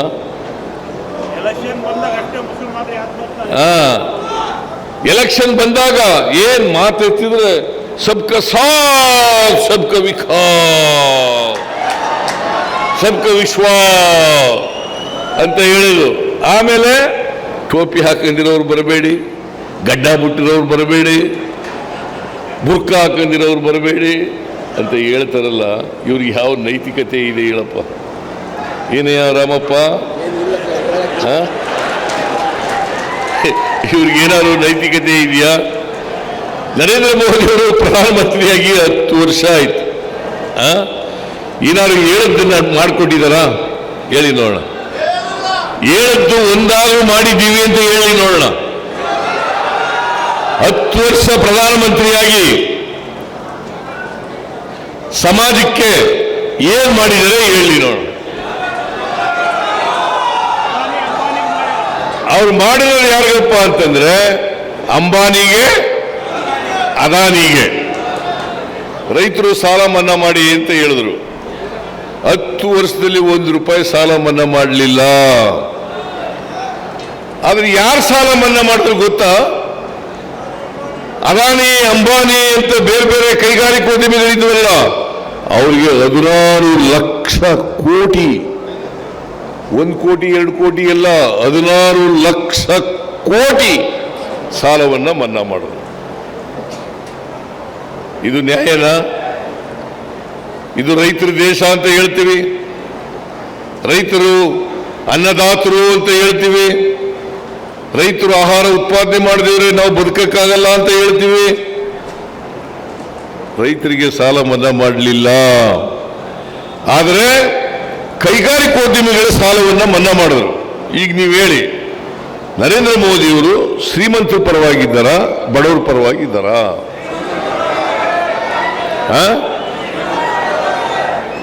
ಶ್ರೀಮಂತರ ಪರ ಅಲ್ವಾ? ಮತ್ತೆ ಬಡವರ ಪರವಾಗಿ ಇಲ್ಲದೇ ಇದ್ದಂತ ಈ ನರೇಂದ್ರ ಮೋದಿ ಅವರಿಗೆ ವೋಟ್ ಹಾಕ್ಬೇಕಾ? ಹೋದ ಸಾರಿ ಕಳೆದ ಚುನಾವಣೆಯಲ್ಲಿ 25 ಜನ ಗೆಲ್ಸಿದ್ರಿ ಬಿಜೆಪಿಗೆ. ಎಷ್ಟು? ಇಲ್ಲಿ ಸಿದ್ದೇಶ್ವರ ಎಷ್ಟು ಸಾರಿ ಗೆದ್ದಿರೋದು? 4 ಸಾರಿ. 4 ಸಾರಿ ಸಿದ್ದೇಶ್ವರ ಗೆದ್ದಿದ್ದಾರೆ. 25 ಜನ ಬಿಜೆಪಿಯಿಂದ ಗೆದ್ದರು. ಯಾವತ್ತಾರು ಕೂಡ ಪಾರ್ಲಿಮೆಂಟ್ನಲ್ಲಿ ನಿಮ್ಮ ಪರವಾಗಿ ಕರ್ನಾಟಕದ ಪರವಾಗಿ ಬಾಯಿ ಬಿಟ್ಟಿದ್ದಾರ?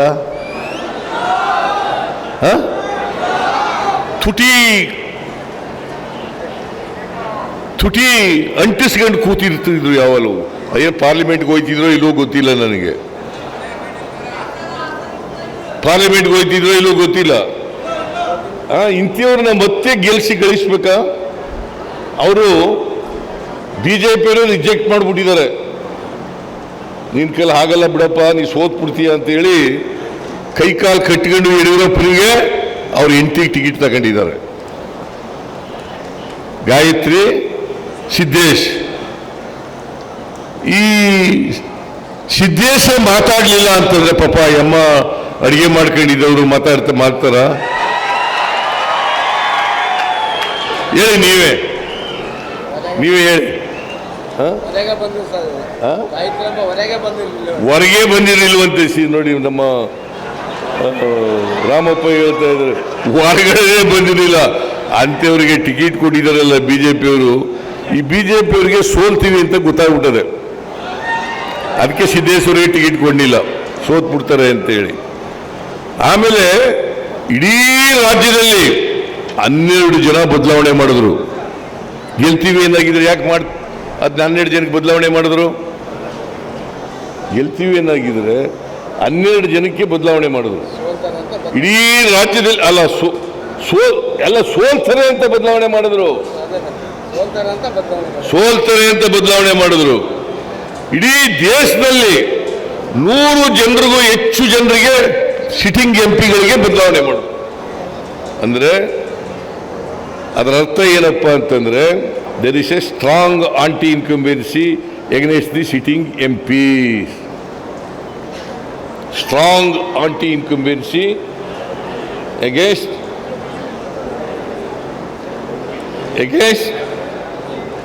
sitting MPs. ಗೊತ್ತಾಯ್ತಾ? ಈ ಎಲ್ಲ ಈ ಎಂಪಿಗಳೇನಿದ್ದಾರೆ ಅವರ ವಿರೋಧ ಅಲೆ ಇದೆ, ಆಡಳಿತದ ವಿರೋಧಿ ಅಲೆ ಇದೆ. ಅದಕ್ಕೋಸ್ಕರ ಈ ಸಾರಿ ನರೇಂದ್ರ ಮೋದಿಯವರು ಯಾವ ಕಾರಣಕ್ಕೂ ಕೂಡ ಪ್ರಧಾನಮಂತ್ರಿ ಆಗಲ್ಲ.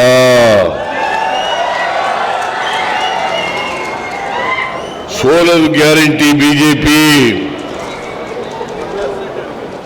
ಗೊತ್ತಾಯ್ತಾ?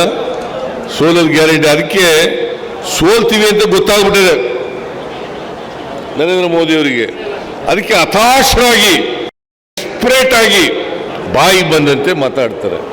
ಅದರಿಂದ ಅವರಿಗೆ ಗೊತ್ತಾಗ್ಬಿಟ್ಟದೆ, ಸೋಲ್ತೀವಿ ಅಂತ ಗೊತ್ತಾಗ್ಬಿಟ್ಟದೆ. ಈಗ ಯಾರೋ ಇಲ್ಲಿ ಕೆಲವರು ಚೀಟಿ ಬರ್ಕೊಟ್ಟಿದ್ದಾರೆ, ಕೊಂಡಜ್ಜಿ ಕೆರೆ ಅಭಿವೃದ್ಧಿ ಮಾಡಬೇಕು ಅಂತ ಹೇಳಿದ್ದಾರೆ. ಕೊಂಡಜ್ಜಿ ಕೆರೆ ಅಭಿವೃದ್ಧಿ ಮಾಡಬೇಕು ಅಂತ ಅದನ್ನು ಮಾಡ್ಕೊಳ್ಳೋಣ. ಆಮೇಲೆ ಅಗಸನಕಟ್ಟೆ ಕೆರೆ ಅಭಿವೃದ್ಧಿ ಮಾಡಬೇಕು ಅಂತ ಹೇಳಿದ್ದಾರೆ, ಅದನ್ನು ಮಾಡ್ಕೊಳ್ಳೋಣ. ನಮ್ಮ ಸರ್ಕಾರ ಇರೋವರಿಗೆ ನಾವು ಏನು ಹೇಳ್ತೀವಿ ಅದು ಮಾಡ್ತೀವಿ. ಆಮೇಲೆ ನಾವು ಈ ಸಾರಿ ಗೆಲ್ಲೋದು 100ಕ್ಕೆ 100 ಗ್ಯಾರಂಟಿ. ನಾನು ಇದಕ್ಕೆ ಹೋಗಿದ್ದೆ, ಎಂಥದ್ದು ಹೊನ್ನಾಳಿಗೆ ಹೋಗಿದ್ದೆ, ನಿನ್ನೆ ದಾವಣಗೆರೆಯಲ್ಲಿದ್ದೆ, ಈಗ ಹರಿಹರಕ್ಕೆ ಬಂದಿದ್ದೀನಿ. ಎರಡೂ ಕಡೆ ಜನಗಳ ಉತ್ಸಾಹ ನೋಡಿದ್ರೆ, ಅವರ ಪ್ರತಿಕ್ರಿಯೆ ನೋಡಿದ್ರೆ, ಪೂರ್ವದಲ್ಲಿ ಸೂರ್ಯ ಹುಟ್ಟೋದು ಎಷ್ಟು ಸತ್ಯನೋ ಅಷ್ಟೇ ಸತ್ಯ ನಮ್ಮ ಅಭ್ಯರ್ಥಿ ಗೆಲ್ಲೋದು. ಏನಪ್ಪ ಓಟ್ ಹಾಕ್ತೀರಾ ಇಲ್ಲ? ಓಟ್ ಹಾಕ್ತೀರಾ ಇಲ್ಲ? ಓಟ್ ಹಾಕ್ತೀರಿ. ಆಮೇಲೆ ನಮಗೆ ತೊಂದರೆ ಕೊಡಬೇಕು ಅಂತೇಳಿ ವಿನಯ್ ಕುಮಾರ್ ಅನ್ನೋರು ಇಂಡಿಪೆಂಡೆಂಟ್ ಆಗಿ ನಿಂತ್ಬಿಟ್ಟಿದ್ದಾರೆ ನಮಗೆ ತೊಂದರೆ ಕೊಡೋಕ್ಕೆ. ಅವ್ರಿಗೆ ಗೆಲ್ಲಲ್ಲ, ಅವ್ರಿಗೆ ಗೆಲ್ಲಲ್ಲ. ಯಾಕಂತಂದ್ರೆ ಬಿಜೆಪಿ ಜೊತೆ ಶಾಮೀಲ್ ಆಗ್ಬಿಟ್ಟಿದ್ದಾರೆ. ಬಿಜೆಪಿ ಅವರು ಏನು ಮಾಡ್ತಾ ಇದ್ದಾರೆ? ಯಾರವರು? ತಡ ಅಲ್ಲಿ ನಿಂತ್ಕೊಳ್ಳಿ, ಅಲ್ಲೇ ನಿಂತ್ಕೊಳ್ಳಿ, ಅಲ್ಲೇ ನಿಂತ್ಕೊಳ್ಳಿ. ಶಾಮೀಲ್ ಆಗ್ಬಿಟ್ಟಿದ್ದಾರೆ. ಕೂತ್ಕೊಳ್ಳಿ, ಏನೂ ಇಲ್ಲ, ಕಂಬಳಿ ಹಾಕಕ್ಕೆ ಬಂದವ್ರೆ, ಕೂತ್ಕೊಳ್ರಿ.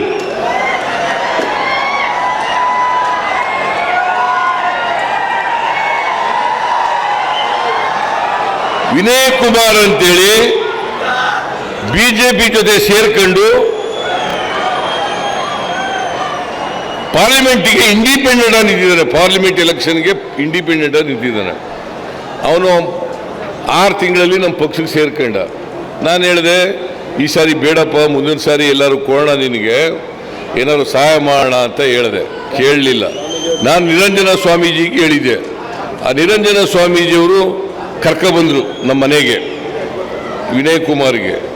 ನಾನು ಹೇಳಿದೆ, ನೋಡಪ್ಪ, ನಿನಗೇನಾದ್ರು ಸಹಾಯ ಮಾಡೋಣ ಮುಂದೆ, ಯಾಕೆ ಸುಮ್ಮನೆ ಬಿ ಜೆ ಪಿಯವ್ರು ಗೆಲ್ಸಕ್ಕೆ ನಿಂತ್ಕೊಂಡಿದ್ಯಾ, ಬೇಡ ನಿಂತ್ಕೋಬೇಡ ಅಂತ ಹೇಳಿದೆ. ಒಪ್ಕೊಂಡ. ಆಯಿತು, ಮುಂದೆ ಏನಾದ್ರು ಮಾಡಿ ಸರ್, ನನಗೆ ನಾನು ಇರಲ್ಲ ಅಂತ ಹೇಳ್ದ. ನಮ್ಮ SS ಮಲ್ಲಿಕಾರ್ಜುನನು ಕೂಡ ಬಂದಿದ್ದರು ಜೊತೆಯಲ್ಲಿ. ಶ್ರೀನಿವಾಸ್ ಕೂಡ ಬಂದಿದ್ರು. ಏನ್ರಿ ಶ್ರೀನಿವಾಸ್? ಒಪ್ಕೊಂಡ ಇಲ್ಲ? ಜೋರಾಗಿ ಹೇಳ್ರಿ. ಒಪ್ಕೊಂಡು ಶಾಲಾ ಹಾಕಿಸ್ಕೊಂಡು ನನ್ನ ಕೈಲಿ ನಿಲ್ಲೋದಿಲ್ಲ ಅಂತ ಹೇಳಿ ಬರ್ತಾನೆ ಬದಲಾವಣೆ ಆಗ್ಬಿಟ್ನಲ್ಲ. ಇವ್ರಿಗೆ ಓಟ್ ಹಾಕ್ಬೇಕಾ ಹೇಳಿ ನೋಡೋಣ ನೀವೇ. ಕರ್ನಾಟಕದಲ್ಲಿ ನಾನ್ ಬೇಕಾ, ವಿನಯ್ ಕುಮಾರ್ ಬೇಕಾ?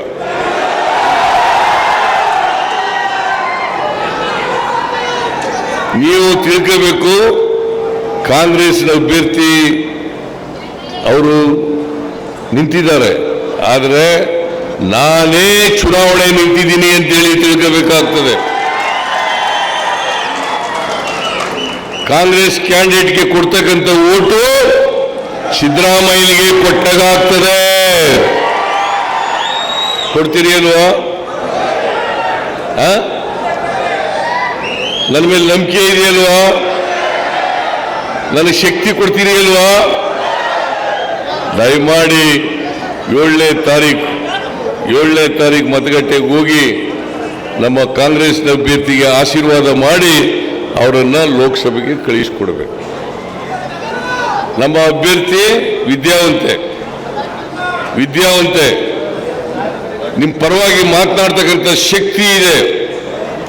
ಪಾರ್ಲಿಮೆಂಟ್ನಲ್ಲಿ ನಿಮ್ಮ ಪರವಾಗಿ ಮಾತಾಡ್ತಾರೆ, ಕರ್ನಾಟಕಕ್ಕೆ ಆಗಿರ್ತಕ್ಕಂಥ ಅನ್ಯಾಯಗಳನ್ನು ಹೇಳ್ತಾರೆ, ಹೋರಾಟ ಮಾಡ್ತಕ್ಕಂಥ ಶಕ್ತಿ ಇದೆ. ಅದಕ್ಕೋಸ್ಕರ ನಮ್ಮ ಅಭ್ಯರ್ಥಿಗೆ ತಾವೆಲ್ಲರೂ ಕೂಡ ಆಶೀರ್ವಾದ ಮಾಡಬೇಕು ಅಂತೇಳಿ ಕೇಳ್ಕೊಳ್ಳಿಕ್ಕೆ ಬಂದಿದ್ದೇನೆ. ದಯಮಾಡಿ ನಿಮ್ಮಲ್ಲಿ ಕೈ ಜೋಡಿಸಿ ಪ್ರಾರ್ಥನೆಯನ್ನು ಮಾಡ್ತೇನೆ. 7ನೇ ತಾರೀಕು ಮರೆಯದೆ ಹಸ್ತದ ಗುರುತಿಗೆ ಓಟ್ ಹಾಕಿ ಅವ್ರನ್ನ ಗೆಲ್ಲಿಸ್ಕೊಡ್ಬೇಕು. ಅವ್ರು ಗೆಲ್ಸಿದ್ರೆ, ಅವ್ರು ಗೆದ್ದರೆ ನಾನೇ ಗೆದ್ದಾಗ್ತದೆ. ನಿಮ್ಮೆಲ್ಲರಿಗೂ ನಮಸ್ಕಾರ.